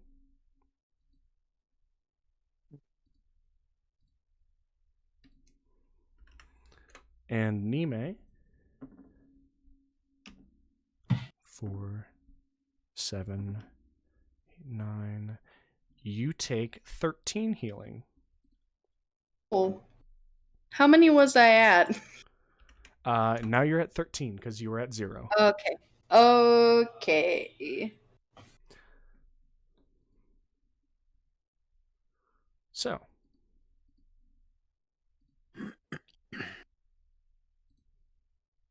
As this is happening, Gil, is there anything you're doing?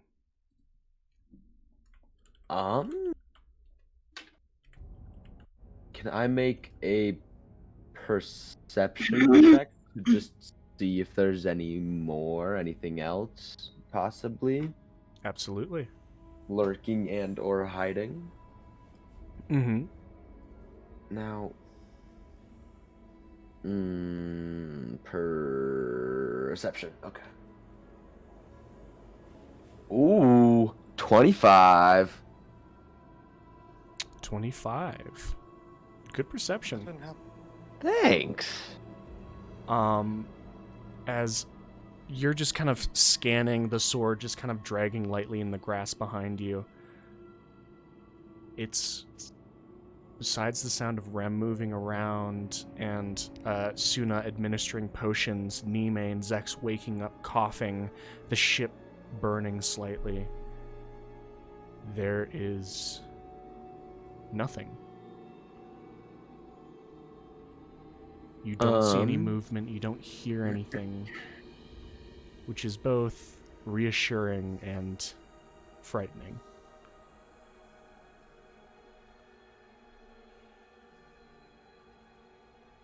I think I'm just gonna kind of like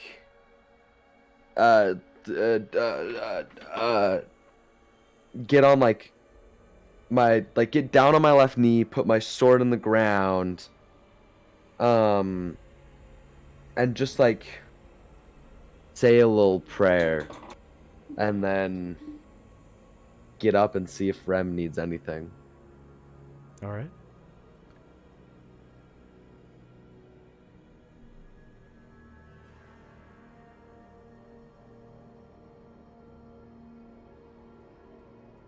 As Zex and Nime, you two are both brought back to consciousness through Suna administering a potion. You both come coughing back, your lungs heavy and your bodies sore, but you're alive. Oh boy. Oh boy. Ah, shit. Here we go again. Can I skin any of these? Skidding? What are we doing? Skin! S-K-I-N! We're Take gonna the do that. skin off of these. We're gonna do that. kobolds. Kobolds?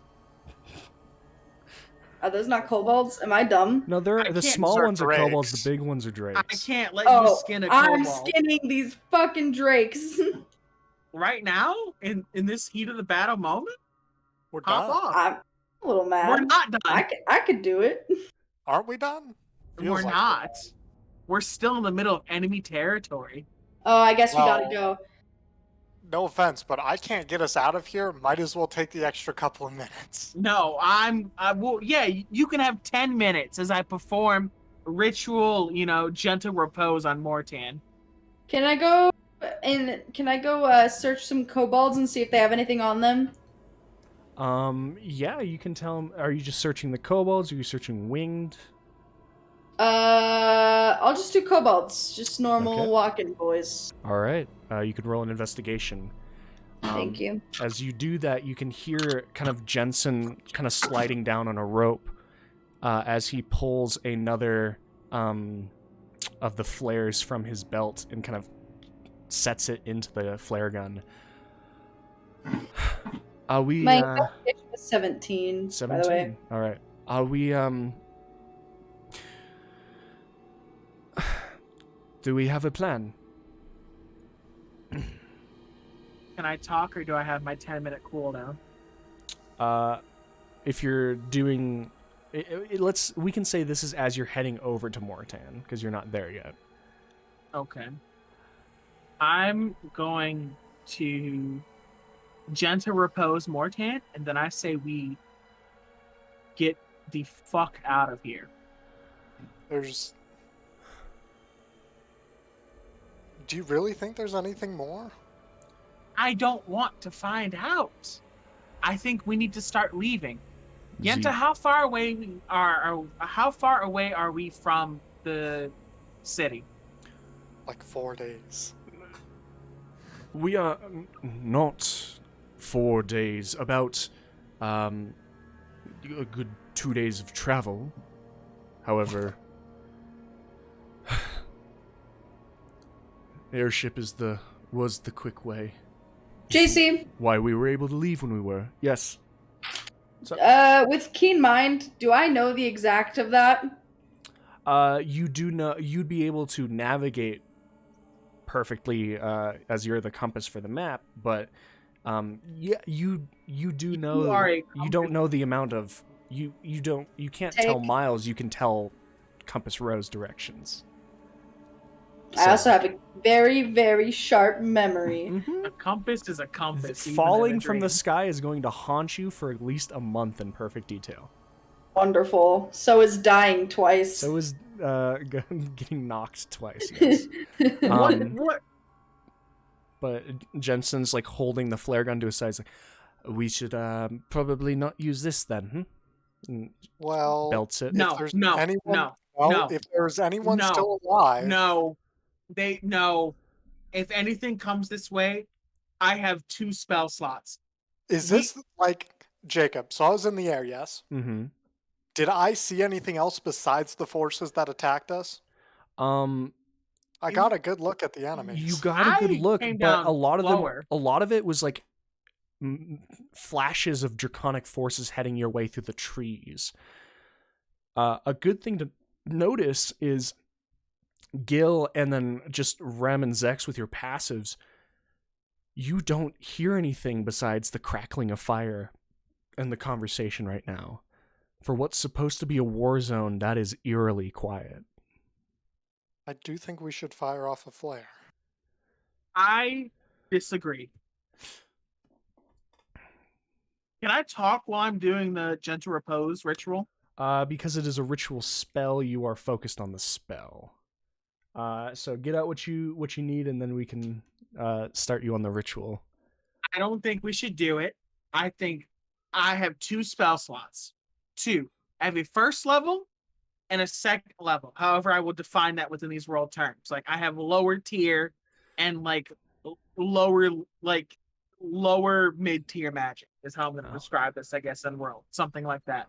I cannot keep us alive anymore, and this is the best that I can do.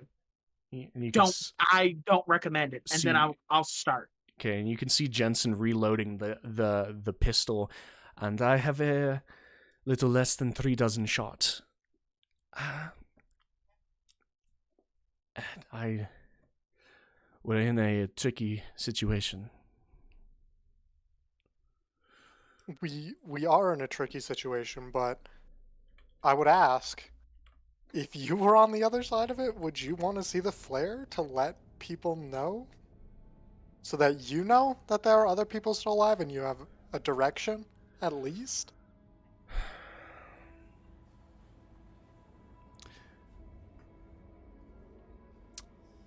Either point is a good point. There is a chance that there are things that would want to know that we are alive. And then there are things that are not our friends that might be still alive as well.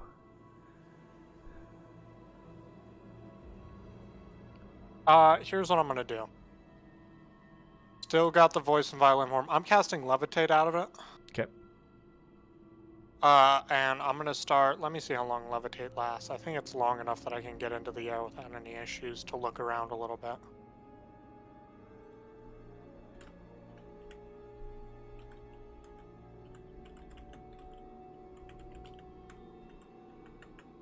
"10 minutes, and I can go 20 feet in the air."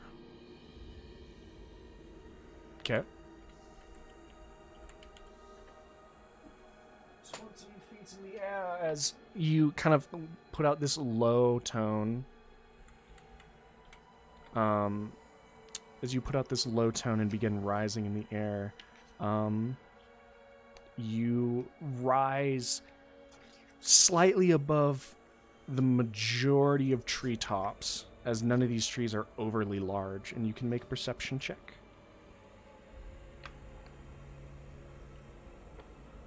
I have advantage because I'm in the air? No, this is just allowing that sight perception check. Okay. Oh, that's alright. I got a 25. 25. And again, you can't hear anything, but as you rise, you can see smoke rising in the distance 600-700 feet away, and you assume that that is where the battle is or was. You do not see any flashes of forces moving through the trees. You do not see any movement besides the soft breeze that is blowing the smoke northward. But there's nothing else to see. I'm pretty sure we're fine. I want to know what everyone else thinks first, though, so I'll go back down. Nime, Gil, what are your opinions? I'm neutral. I don't have any opinions at the moment.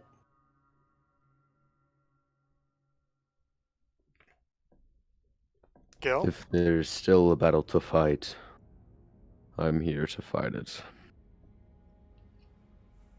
But should we send a flare up? O'Brien could still be alive out there. I think we have a flares for a reason. Why not?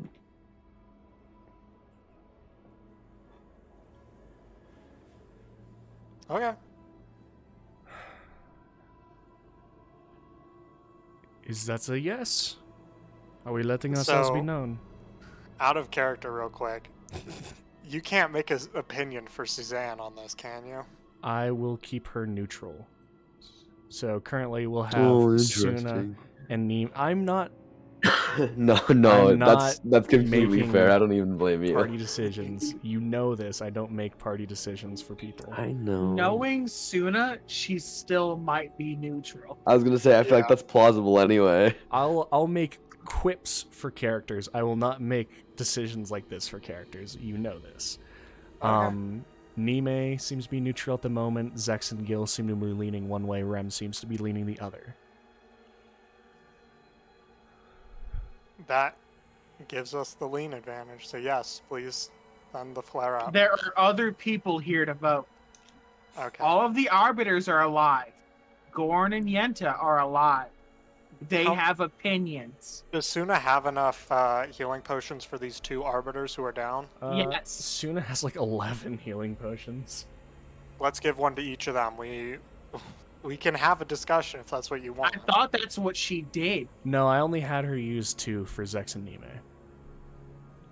Hypothetically, if we were to put off a flare, would it not attract every other enemy within a 100-meter distance? We go by feet here. We're If- Americans. If the smoke of the ship has not alerted them all, the flare That's- will definitely do so. That's fair. Yeah, this Still out of commission. ship is Just a let me know big when I can thing. come back in. I'm just rolling Like- health right now while you guys talk. we took care of everything that came at us, and I think that with this airship being the thing that took down the dragon, everything that was left came after us. To be completely fair with you, I'm pretty sure you died, I died twice. We didn't Eh. die. We went down. I mean, we almost There's- died. There's a difference here. I went down twice. So you changing your vote? Well, if we think there's more, which I'm pretty sure there are, I mean, if we send out a flare, what happens? You know. So here's the thing, right? Gil put over, I don't know how many people you sent over there. There's a reasonable likelihood that some of them are still alive. Would they not find their own ways home? Maybe, maybe not. They may be too injured to move on their own, but at the very least, this shows them that there is someone else alive and out there to theoretically get them towards. Like, if you were on the other end, ground battle, you lost. Yeah. Would you want the flare to go up? Well, Isn't that the hypothetically, purpose of how that? how much of a hassle would it be for us to go try and find them? The point isn't for us to go try and find them. The point is to alert anyone who is still alive to our location. Similar to how they sent up red flares earlier, letting us know that the battle down there was lost. Does include enemies. It does. Mm. And if it's anything like what we had just dealt with, I would rather not. But at the same time, I can understand the points of using the flare as well, which is why I think I'm going to stay neutral until I hear more points. Okay. What do the arbiters think? You can, like, you look over and you can see the evocation wizard. She's kind of like going over, like inspecting the wyverns and just kind of nudging the wings with her foot as she kind of looks back over her shoulder. Well, we are alive, aren't we? Those of us that are incapable or unable to fight, unwilling is a little too strong in the moment, could go and check. It's less than 1,000 feet away, is it not? And you can see the Abduration Asimir, their entire side like smashed and part of their head like heavily bruised, and there's definitely internal bleeding kind of sliding down the wing. We are in a difficult situation. However, either way, this airship is not fit to be stayed at. I don't think we have any way of moving forward besides walking. And so whether we are walking towards the battle or back towards the city, we need to move now. And you actually have Yenta up at the top, kind of like picking splinters out of his arm. We, as I hate to admit it, too many of us are gravely injured. If there are people that want to go quietly and look and feel that they can get away, they can. And I will happily go with you. But people that are injured and cannot fight anymore should be moved back to the city as soon as possible. Alright, so here's the question then.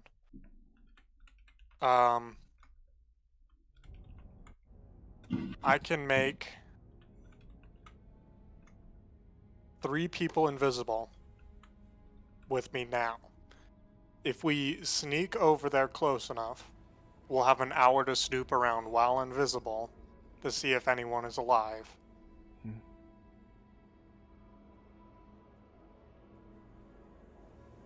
But after that, I don't have anything else to necessarily get us out.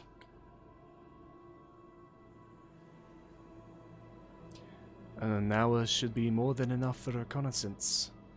As Jensen's just kind of checking over all of his gear. So if we were to go check to see if anyone was alive, would we still use the flare? Not necessarily. And then here's a second question. If 3 of us were to go down to search for bodies, everybody else heads for the city or tags along, I guess that's up to everybody else's choice. But if there were 3 of us to go, could we not book it back here, light the flare, and then book it as quickly out of here as possible back to the city without getting harmed? If we light the flare, we could be followed. It's announcing our presence one way or the other. How about this then?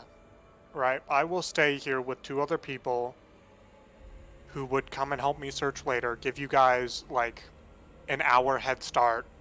Either I can use prestidigitation to send up sparks, or I can use a flare once you guys have gotten far enough away, and then we can start moving towards the battlefield. Is that reasonable? It is fine by me.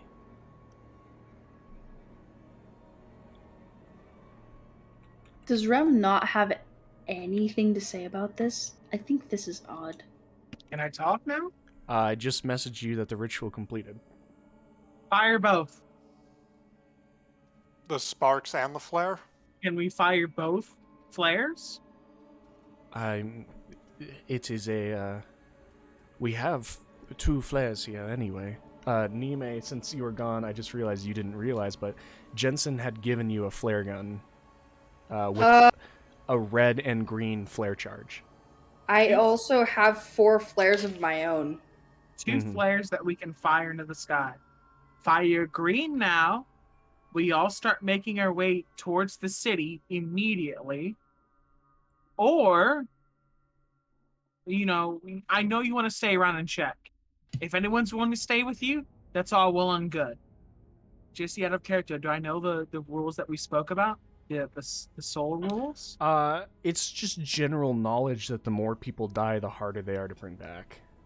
I'm letting you all know right now that while I can save your lives if you slip beyond the mortal plane, it is not guaranteed. So if you have families and children to go back to, I wouldn't stay here. We fire 1 green one now, and with Zex's invisibility plan, they stay here and lead everyone else back. And then as we get closer to the keep, we fire another one. That's as far as I'm willing to compromise. In my opinion, I don't think we should fire any. And I'm letting everyone know that if we fire any, your life is it's even more jeopardy, as if it's in even more jeopardy than if we had fought the dragon. I cannot save you. I cannot heal you. I can do nothing. You will be literally on your own. That's my input.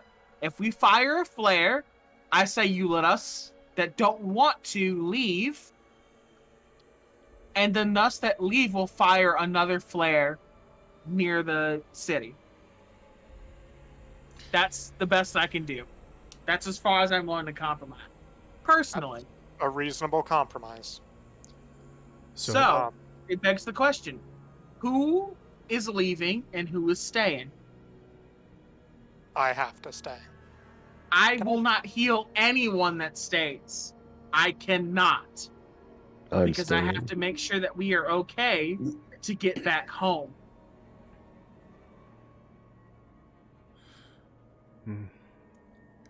I said I would stay with anyone who wanted to. Zienta begins just kind of climbing down. And ask yourself, do you have a family? Do you have people you love? Is this worth it? It is for the city. It is worth it. Zex, you said you can make 3 people invisible, right? Yes. In what capacity? I can make them invisible for an hour. In what capacity? What do you mean? Is it an hour no matter what they do?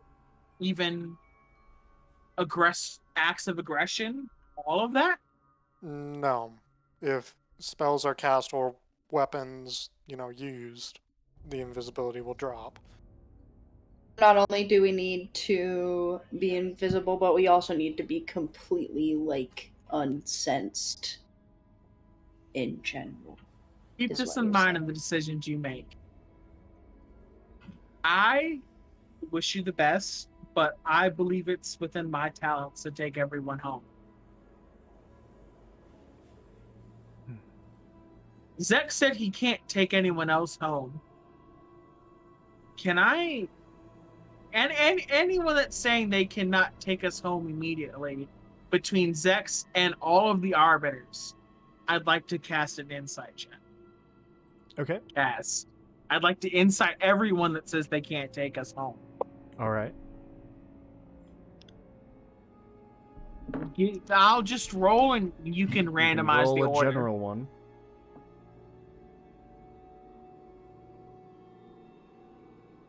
25. 25, yeah.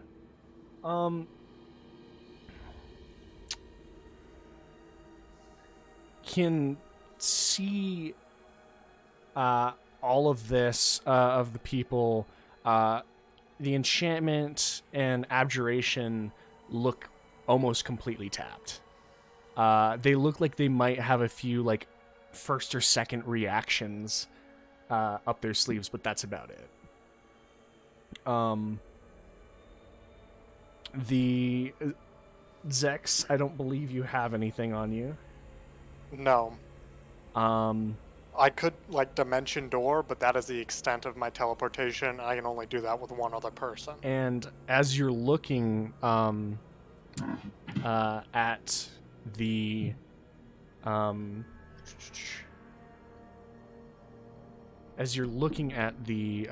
evocation, Master of Evocation, she's like a lot more lax than everyone else, going around just basically double checking the wyverns and the drakes. Can I use my personal connection with her to roll with advantage? Well, you've rolled and you're just looking, and this is what you're picking up on. I don't know Mm-hmm. the exacts. You don't, but you're picking up on, while everyone else is tense and embroiled in this conversation of, do we push forward and possibly save people but risk ourselves? She's almost like a school kid that has aced the class already, not paying attention. Man, fuck Master of Evocation. I'll Hate her. focus my gaze on her. She's fucking evil. I swear to God. Like, she's literally the only one that has full health right now. I want nothing. Like, I don't like. Rem is very close to full. Not Rem's evil. Rem could dance us one Yo, day. JC, One day Mhm. close to home. can I cast Detect Thoughts but not make any sort of focus, just to have some grazing thoughts on people around me?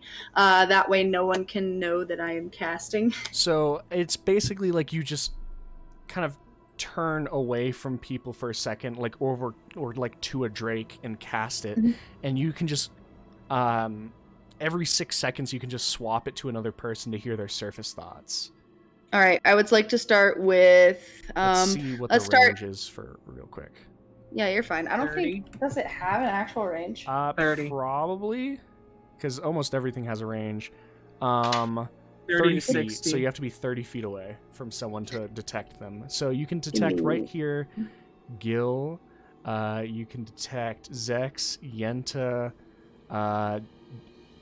Jensen, Enchantment. I'm moving. Yeah, those I are would the ones like you to got. move and sit crisscross applesauce right here. We could also sleep in the ship, which is no longer burning, right? It is smoldering. sitting Yeah. Crisscross applesauce right here to detect thoughts of Yenta, Jensen, Master of Enchantment, Master of Abduration, and Master of Evocation. I already You know the can't thoughts do of all my party evocation. members. Uh, What? Can't she- do evocation, 35. I'm sitting crisscross applesauce right here on this All right. square. So you start from the bottom as you're moving forward. So first is the surface thoughts of Yenta, and Mhm. what you're getting is a lot of course, below, kind of below burbling everything, exhaustion and kind of this deep-seated dread of what's coming. But on the top of overall of it, like a coat of like a coat of armor is, this is my responsibility. I have to be there. I have to see if just one person is still alive, it'll be worth it. Jensen on the top, his first thought is, man, I should have just taken the job of making flares and stayed out of this shit. This sucks. I bent one of my rifles. This is not worth it. Poor dude. Master of Enchantment is a lot of pain as one of their arms had been broken in the crash. Oh my god. But as they're doing this, they're like, I have been on the verge of death, and I do not want to be here anymore. Regroup and recuperate. That should be the plan. But they haven't said that. They're just kind of slightly against it, outspoken. Abjuration, you can see their head swelling on one side, as you had seen as Rem revived them. Their head had been mashed open as the ship fell.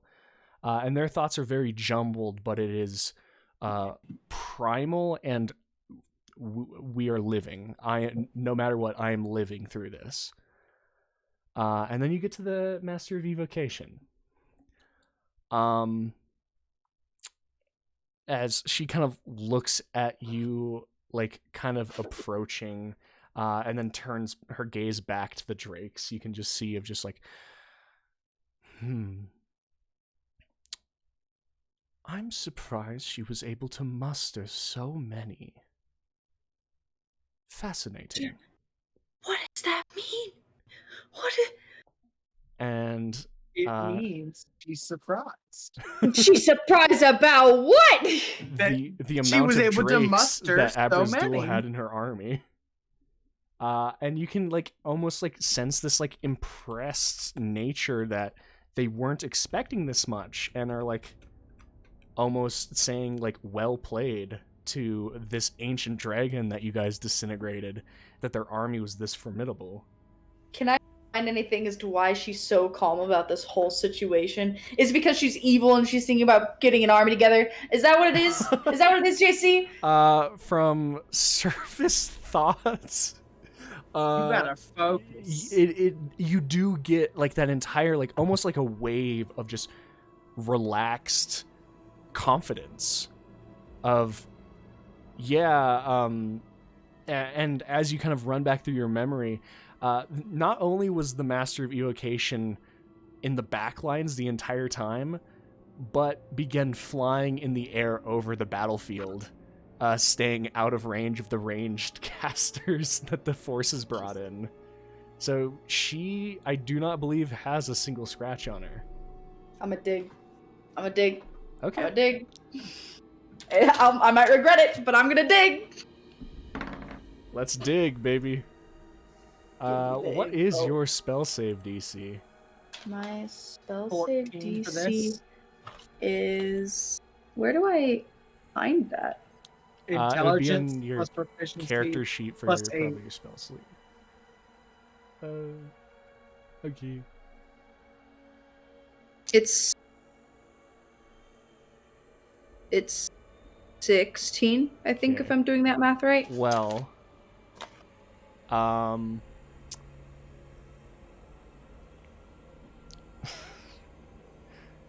as you kind of try to focus in, you are immediately, you just kind of hone in on this dragonborn woman, and,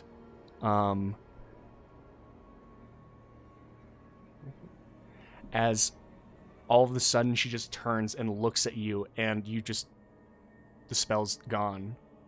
I'm hardening my gaze. With a 22, she passes, and the spell automatically ends, and she knows that you are casting something on her.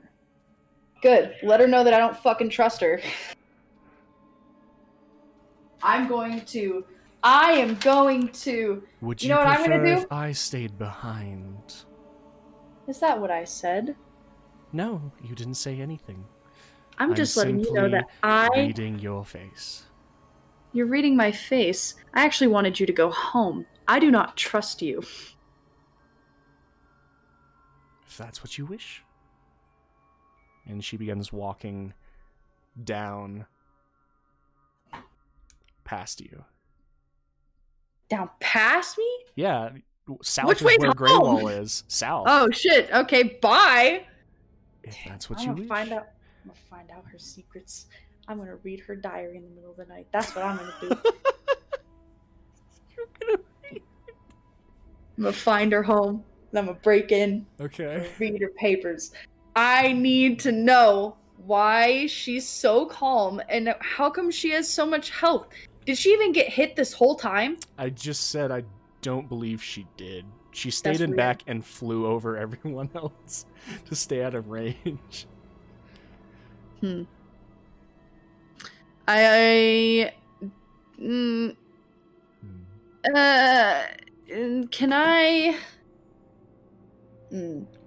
telepathically speak with Rem? Will Rem accept my telepathy? You do hear Nime on the outside of your headroom. Oh, he's BRB. He's BRB. If you want to telepathic with anyone else. I'll telepathic with Zex. Okay. Will he accept my telepathy? Well, the thing is, I know with you the have ring that of thing. mind shield. Oh, you can't Do I telepathy. no? It's if I allow it. Mhm. Do I get the ping against it? I You- assume I do. You just feel a presence trying to get into your mind at the moment. I don't know who it is. I don't believe it. Can You- I look around? Anyone Sure. Direct staring eye at me? contact with him. It's just eye contact. Okay, I'll let it in. That's fine. Okay, I'm just going to let Zex know that I think Master of Enchantment and Master of Abduration should definitely go home because they are in a lot of pain, but I do not trust the Master of Evocation. Call it a hunch, but I think she might be not that great of a human.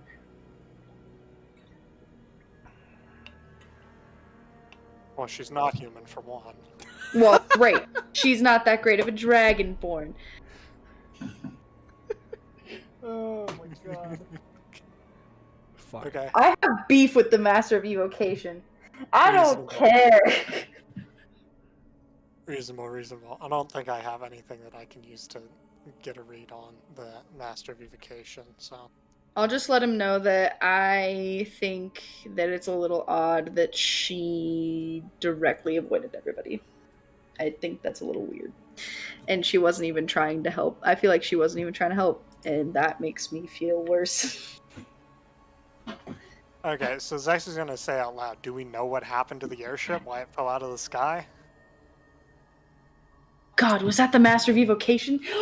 As everyone just kind of Jeez. stops I and made the pauses. connection, which is why I asked the question. Everyone just kind of stops and pauses.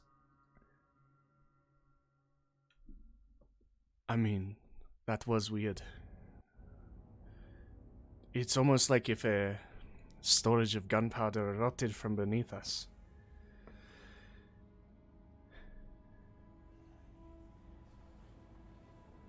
It seemed like we were fine until we just weren't.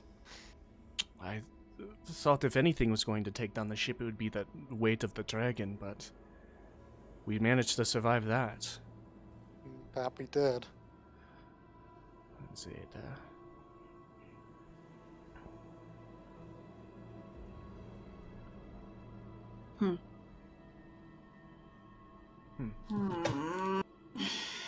And Anything else the that enchantment Genasi just kind of holding her twisted arms, just like, we'll have time to examine the ship later to see if there were faults in it. We need to know what we're doing now. And I think that most of you should go home. And As- can I make a general insight check real quick? Sorry. sure. Anyone specific or just in general? Just in general. Catching the vibe. 22. 22. I will also catch the vibe as the "why did we fall from the sky" conversation happens. Okay. Like to vibe check the Master of Evocation after that has been said. Vibe check. 25. 25. 23. All three of you with very high insight checks are seeing everyone as, like, Rem immediately next to you. You can see Goran, who's, like, pulling Morton up off the deck and holding him. Like, everyone almost at the same time stops as everyone who is coming off of this adrenaline high and the pain and the soreness and the exhaustion is setting in. And up until the moment, the majority of people seem to not click that the ship exploded after the dragon. And you can, like, kind of cast it off as you can see some, like, most of the arbiters are going, like, it's a new technology kind of look on their face of, like, we've never been on an airship before. Maybe they're, like, not that safe. I get it, but I don't get it. Yeah. Like, there's possibilities for something that have gone wrong with the ship. There's Yenta, who, listens to it, stops for a second, and then immediately brushes it off as he's not, like, he's more focused on the present moment. And then there's Jensen, who seems like very quiet and has kind of pulled back into himself as he set his rifle down and is kind of leaning on the barrel with his hand over his chin, thinking. But, Nime specifically did the Master of Evocation too, right? Specifically for the Master of Evocation, I guess, Nime.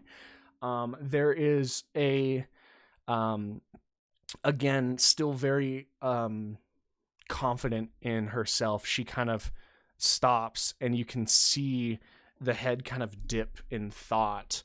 But almost kind of like a wave off of,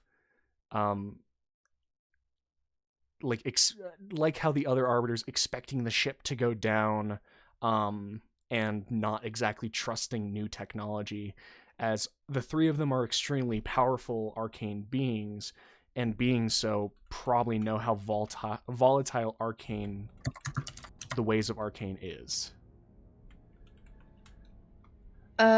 Now that Rem is back, can I please telepathically speak with Rem? Will Rem accept my telepathy? Absolutely.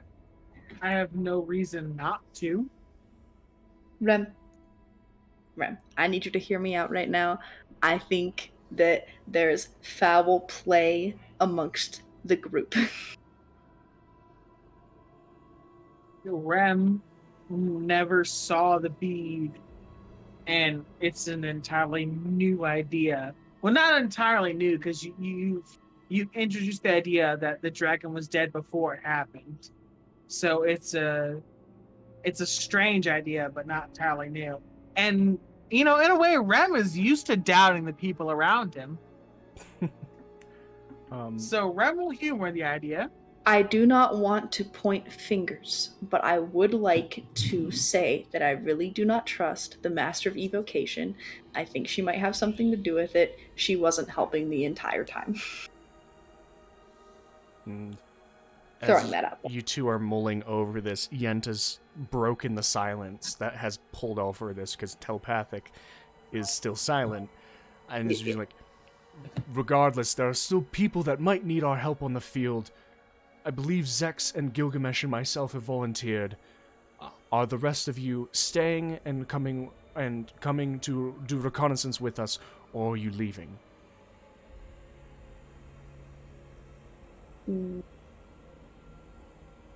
I believe unless your reconnaissance happens tomorrow, I'm of no more use to any of you. That is fine, but time is of the essence. So what say you perform your reconnaissance? What can you provide? What will you do? I hear no murmurs, no groans of fiends within the dark. I hear nothing that may come to oppose us, but that does not include everything within an educated guess of the dragon a mile? I'm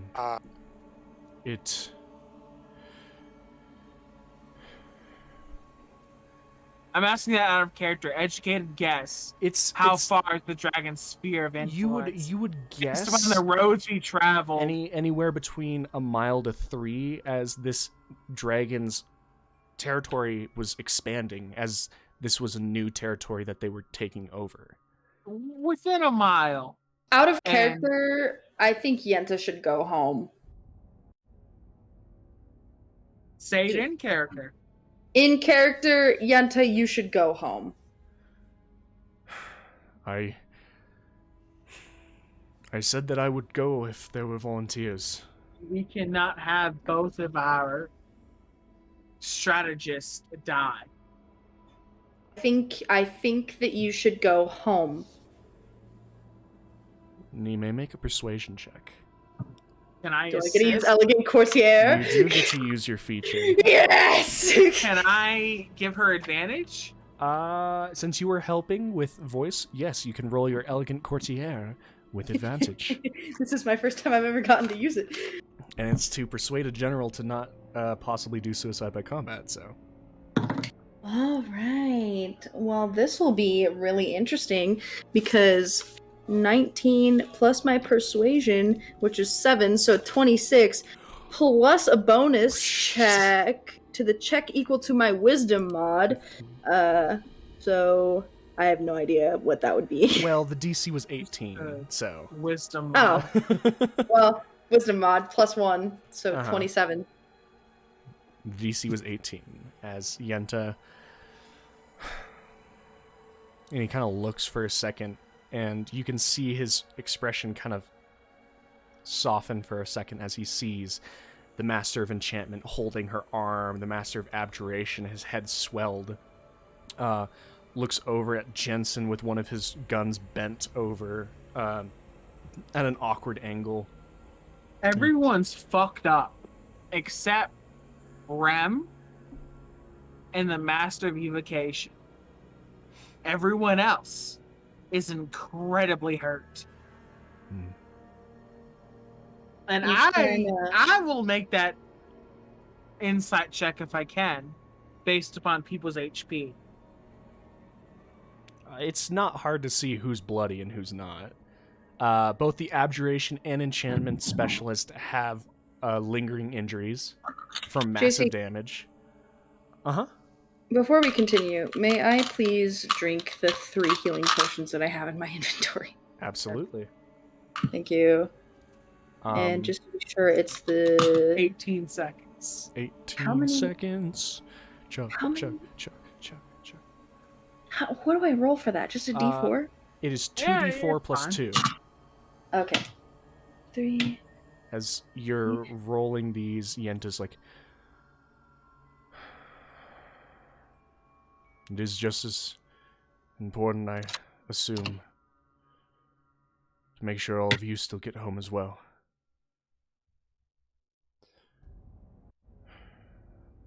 Alright. And he turns to Zex and Gil. If you two are still sure, I will not stop you. But I'll make it my duty to make sure these warriors get home. I'm still going. And the gods be with you.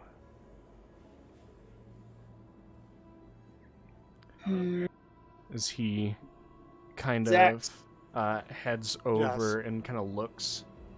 And actually he walks over to one of the kobolds and just pulls a dagger because he's been using improvised weapons. He doesn't have a dagger. I'll share mine with him. He does not. He had claymore, a bow that he used all of the arrows for, and then broke over a drake's head. And that was it. Just Primarily I sex. have a question. If we have, as a whole, have decided we're separating, What's up, Jazz? I was waiting for how many to be done. All right. if we are, as a whole, deciding that we're separating, I'm going to go to Zex and say, a short rest is an hour, right? Yes. I'm going to slip into his hand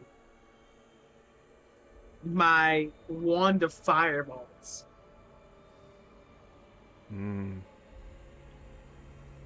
And tell him, if you have the chance to use this, do not hesitate.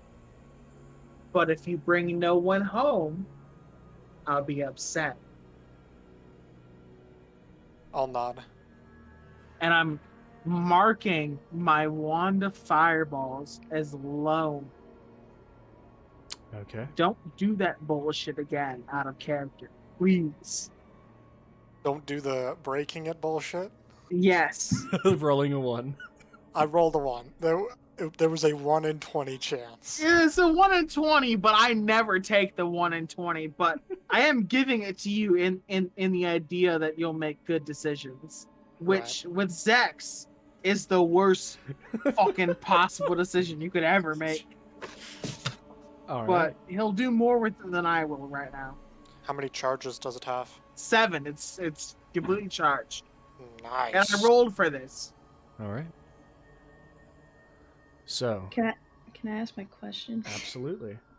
Okay, so this is gonna be kind of a stretch. Okay. Mhm. I had to do some acrobatics in my head to maybe get here, which I hope I'll be able to do something with. But I am proficient in building things. Would I also be proficient in finding where things go wrong in built things? Hypothetically speaking, if I was to hop on this ship and try to find something that had made this ship go Demolition bing and bong. construction are two sides of the same coin. Exactly. That's what I'm getting I at. thought That's what you I'm were getting at. shushing over. No, that's where I'm going. You wouldn't have. I would allow you to stretch that knowledge over to a general intelligence check. Okay. You would not get to add proficiency because I would want like proficiency in either a specific tool set that you're rolling for or air vehicles, which no one alive here has. No, unfortunately. But can I try? If you wanted to do that. However, at this moment, people are beginning to get ready to leave. Who I'll is take a leaving quick and look who is as well. staying? Isn't this wand attunement?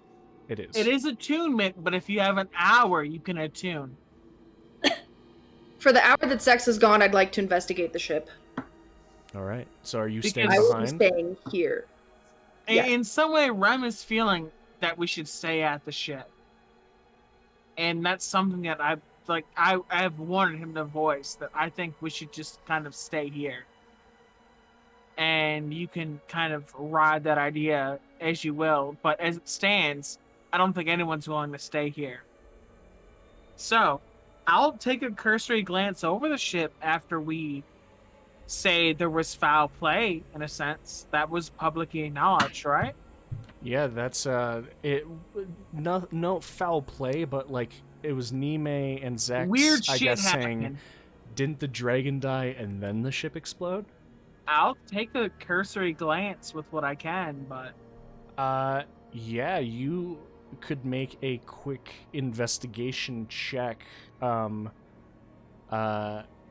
It's not you're not going to be able to do thoroughly if you're leaving with the rest of the team right now, but Rem in a way is leading the leaving team, though. Rem was the biggest proponent of, I think we should let people know we were here and immediately fucking dip.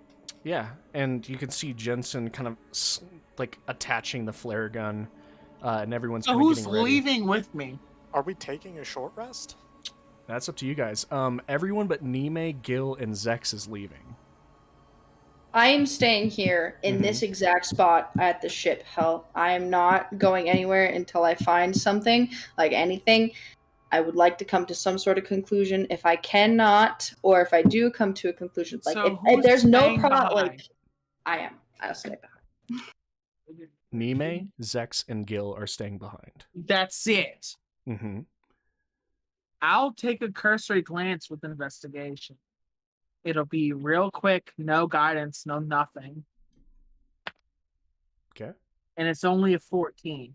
All right. As you Just a look, quick look over. just kind of like going back and forth throughout the ship, like on the outside of the ship looking, the ship is totaled in every sense of the word. The wings have been snapped and torn asunder. The hull you can see is lined with scorch marks, both probably from the explosion and the dragon's breaths that it took. The gem upon impact shattered, and there's a large dark hole in the middle where all the arcane energy seems to have seeped out. And Nime has shared that she thinks the Master of Evocation She doesn't knows trust that something. one. Yeah. And the front of the ship seems to have been slammed down and then thrown back up, and it looks like the front half of the ship is barely hanging on from being actually ripped away from the vessel itself. But there's nothing really indicative of anything else, I guess.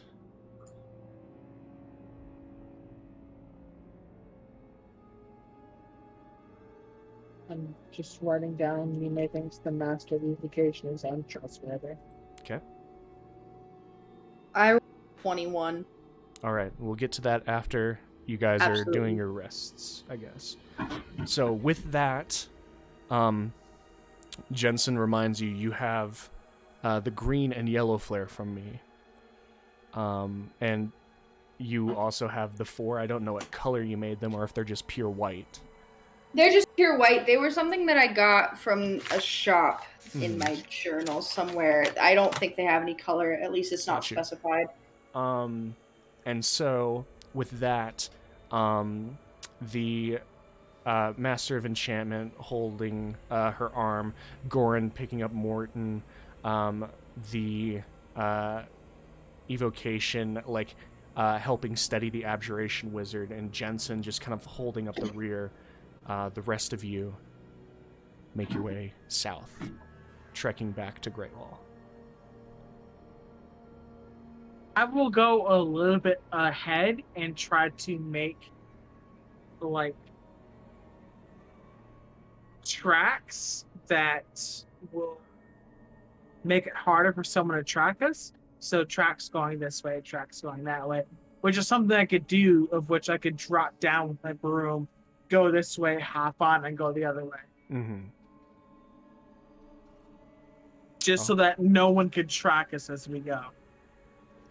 And with that being said, as the rest of the party leaves, Gilgamesh, Zex, Nime, you guys are left at the ship, smoldering, embers still cascading throughout it, and quiet. What would the 3 of you like to do? You guys okay with taking a short rest?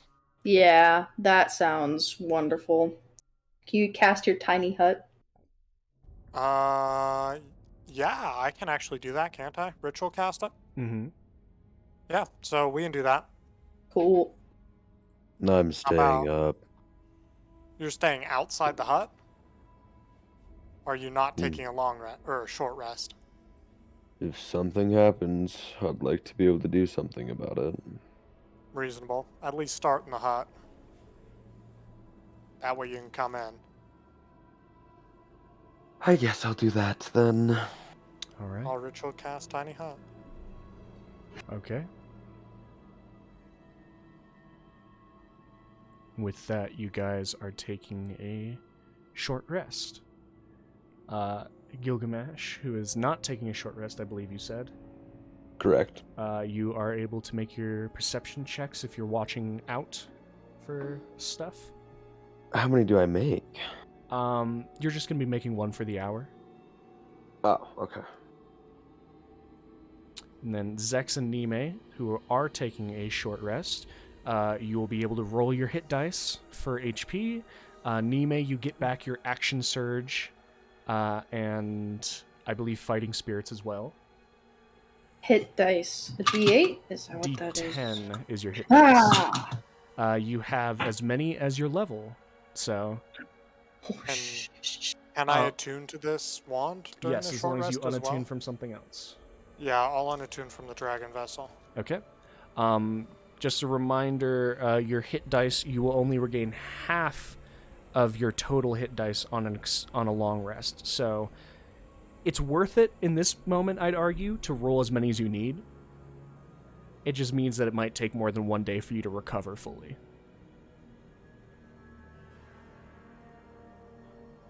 All right. I got a 19 for that perception. All right. Zex and Nime will be rolling their stuff.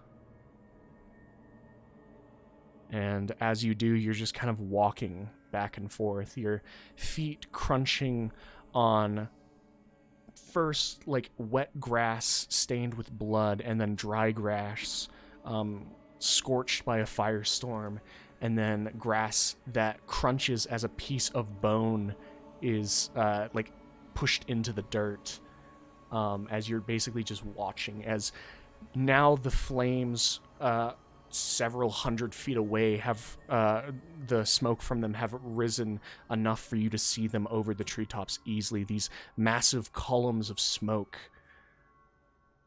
and the silence is deafening. Really quickly, what can I share with Zex about the fire, the wand of fireballs?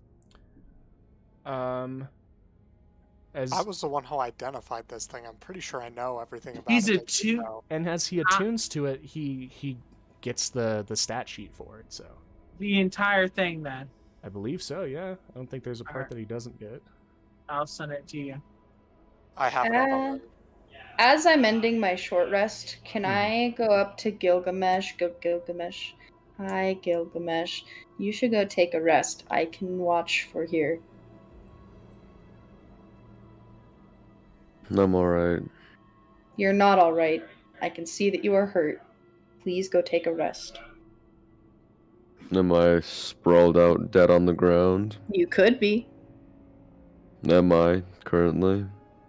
Well, no, but Hmm. we're about to go do some pretty heavy work, and I would appreciate it if you took a short rest, because how would Suna feel? Where did Suna go? Suna went with you, Rem. Do you see Suna here right now? No, but I'll definitely tell her if you don't.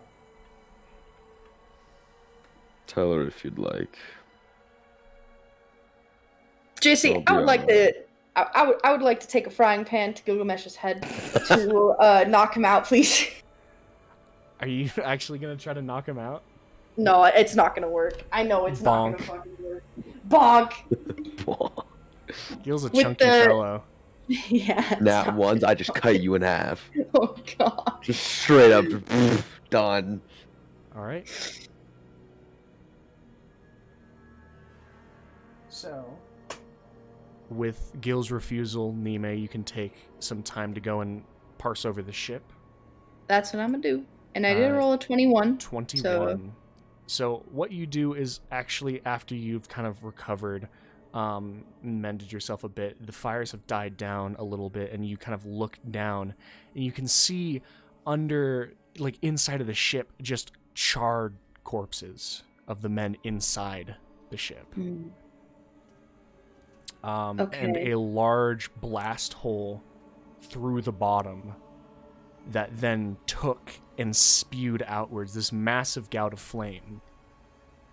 So the fire started from inside, is what you're telling me. The fire that blew through the grate was coming from below, but with a 21, you do kind of step inside and like almost step over to the other side where the ship is listed slightly on its like listing, and you can see from the hull that the hull is flash marked, like flash burnt on the bottom, which means that two things could have done this.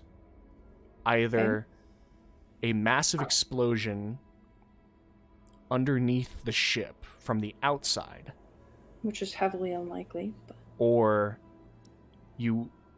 if a dragon had come up from below and breathed fire enough to break open the hull.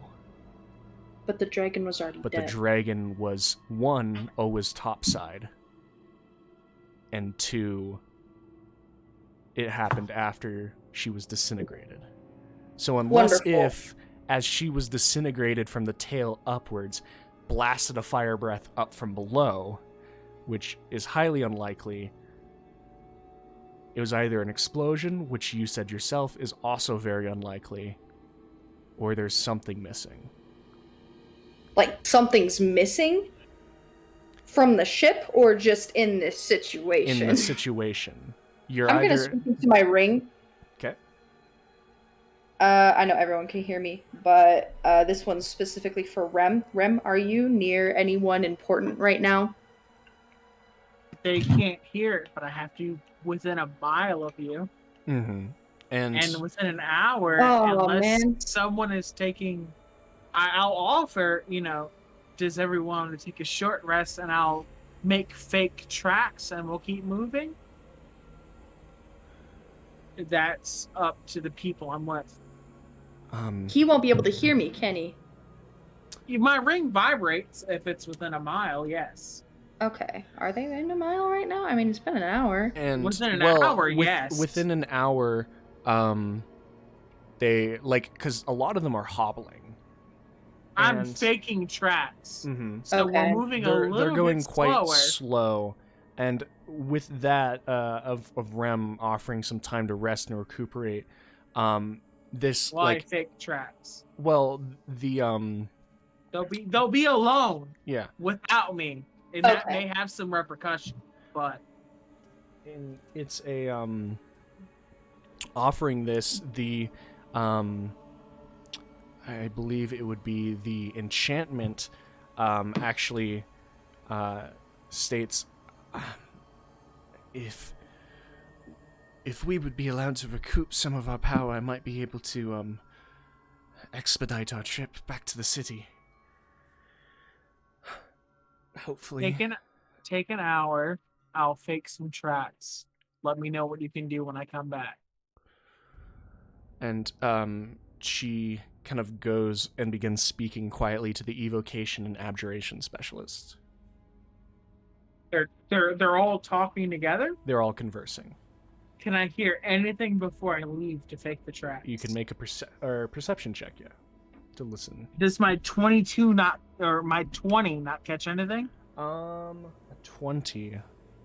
Let's see what the DC Before I leave. would be. Let me know before I roll. But does Um, that catch anything? That's my base. your passive would catch the enchantment just kind of coming up, and he's just like, all right, I would need my arm to be kind of reset. I think it's out of its socket. And do you have Can I, do you with have what I any have, materials? be able to reset its socket? You can make a medicine check to reset her arm. Do I know the DC?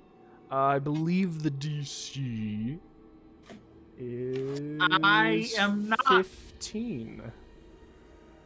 So could I? You could theoretically do it. Unless if you wanted to just heal her. Would it reset her arm? Magical healing can be designated to reset the I arm only have- specifically. I can use a first. If I hear this, I'll approach her and say, "I can reset your arm, but can you guarantee you'll get us all home?" And she kind Hearing of this. looks, and the evocation goes, we may be able to have something conjured up. Give me a second. And she, I have a guarantee if a first level cure wounds give will me- set her arm. if you give me a second, I can make it a guarantee. Insight. Okay. 25. 25 as you look at her, and you can see the bit of annoyance on her face with the second as she's parsing her hands together, and as she's pulling them apart, you begin to see a thin line of white appear between her middle and pointer finger, as you can see she is trying to conjure up chalk. I don't have any chalk. Could But- have asked me. I'm way too far away from it. What? Do I have chalk? And you can look in your inventory. Does the priest kit come with chalk? I don't know. Let us look.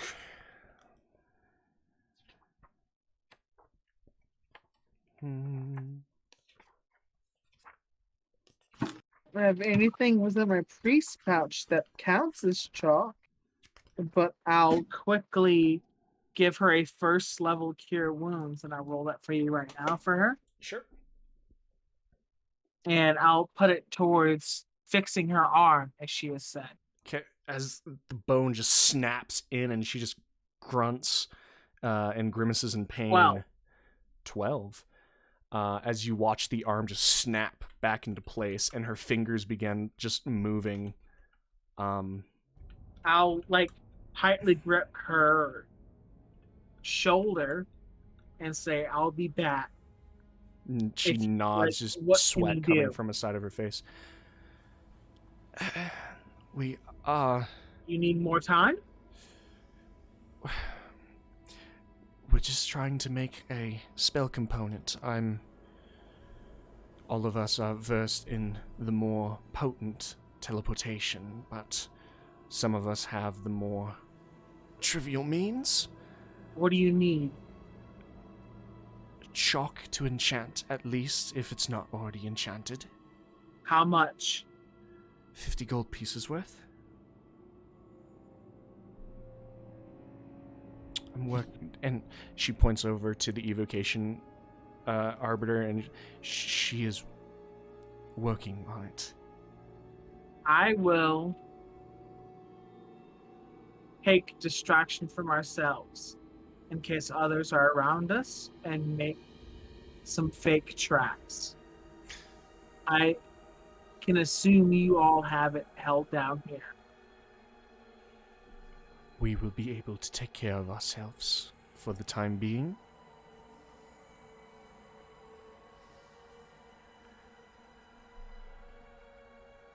Is there anything else that you may need at all before I leave? Just time. That's it. I'll get us home. Then I can buy that time. And Rem will, with determination in his heart, buy that time. All right.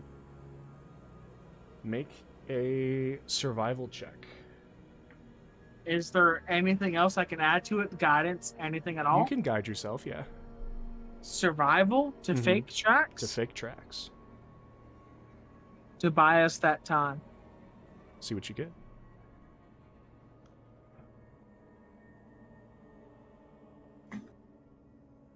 I will need it.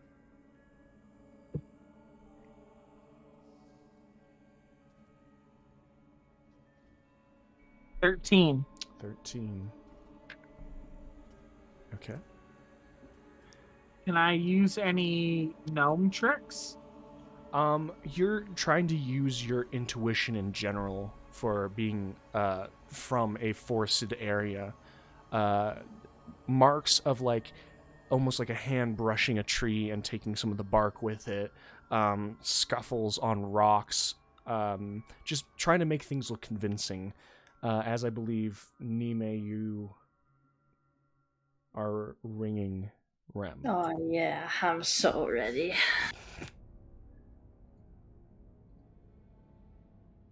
Rem. Rem. I think I'm buying most of them an hour. But I'm just trying to fuck with tracks. Either behind us or in front of us to gain time. Are you talking to me right now? JC, Mhm. if he says I can, I will let you know what I'm doing, but You are welcome to say exactly what you're doing. I know that you're laying tracks at the moment, but if you want to go... I'll tell her I'm buying time and laying false tracks if I can. Yeah. One of them says they can get us home, and I'm buying time. I found something, and I think it might be bigger than what we had expected. Can I reply? You guys are talking through the rings, yeah? Bigger, how so? What do you mean? Inside of the ship, I had went in to do some investigating just because I think it's a little odd that the ship had fallen after the dragon. Which I agree with because I made the check, right? Right. Okay. Inside of the ship, looking up from where the explosion had happened, the wood has been scorned. Like it has been burnt. Which means one of three things, and two of which are entirely not a possibility.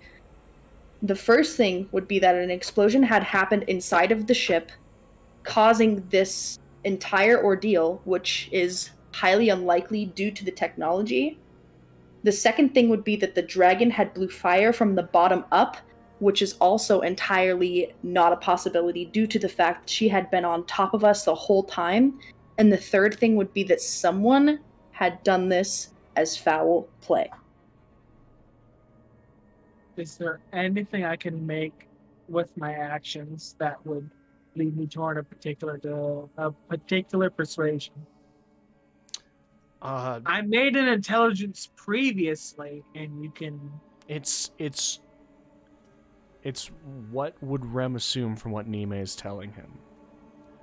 What would you be gravitated towards? Give me the options one more time. An explosion had happened inside of the ship. The dragon blew fire from the bottom, like the bottom of the ship, upwards, like inside of the ship, up through the floor. Or foul play. Rem saw the dragon's last moments. Correct? You watched as she disintegrated and clawed her way until she lost her grip on the side of the airship.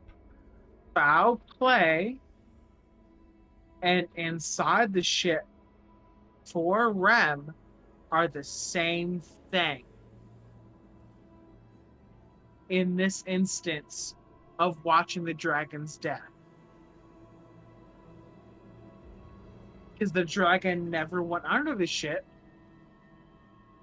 They came to the side of it and then were chained by the ballistas. Rem casted something at it so they would know. I think someone had set this up to look like the dragon had done this. Do I have that knowledge? It's whether you could I am assume. giving you that knowledge. Am as I still getting assumption. her message? You guys are talking through the rings. It's still there. As it stands, if I'm still doing the things I want to do, Rem is interpreting that something happened that was entirely out of the dragon's control. And Rem's not leaning towards inside unless Nime can make a convincing persuasion. JC, is there any way possible I can crime scene investigate to find any more clues? Just something that can push Rem towards, hey, it wasn't the dragon, but it was something close to us. That's the main thing you need to prove. It's Well, the floor isn't blown Was it out. close? it's Is that within your check though?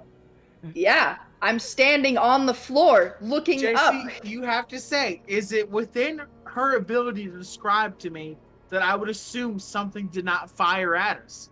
Because Rem inherently is going to assume that something shot from the ground towards us. and if that is what Rem thinks, then That is Rem could Rem's list that as a base. possibility to Nime. That is a possibility unless she says something else. To which Nime would respond that the floor is not blown out, only the flooring for the top deck, not the entire ship. There's not a hole through the entire ship, just the top deck. So, and I will put that if there's a small there is damage to the bottom floor. I want to make sure that this isn't being Nime has to twisted. in some way say, without a doubt, that it was not from the inside of the ship. Mm-hmm. And Nime has to convince me in some way. it's a 'Cause Rem's problem going because to it's a assume- ship crash. Rem's going to assume that someone outside launched towards the ship, and there is an ability of doubt because the ship was rather sturdy in some capacity before the shit happened. Mm-hmm. But if Nime says, "Hey, I think someone of high power, Rem's immediately assuming that someone launched something at the ship, Mm-hmm. not that it started at the ship." JC, I would like to ask a question. Is the floorboards below me scorched the same way as So, the ones above me? I'm going to just re-say it all, just so you Okay. know. So Yes. the hull of the ship, the Okay. bottommost part, there Uh-huh. has been a section blown open and the outside of the hole flash scorched, which means that flash scorching happens when the light of the explosion causes damage. Starts from that point. The inside of the ship became an inferno, and besides knowing that massive amounts of fire and flame were in the inside and then jutted up through blast holes in the main deck, it is impossible to tell of anything else. And so you had come to the conclusion that either there was an explosion or the dragon breathed fire enough to finally break through the hull, which you found to be extremely unlikely because the dragon wasn't doing damage to the hull. It was doing damage to topside. To relay all of that information to Rem because too many words. Okay. Rem, Crime scene. in what you Crime have scene. described, is going to assume that the dragon did not cause the explosion. All right. Rem fought the dragon, did things, made spells towards it, is going to say that the reason the ship exploded was not dragon based. So from what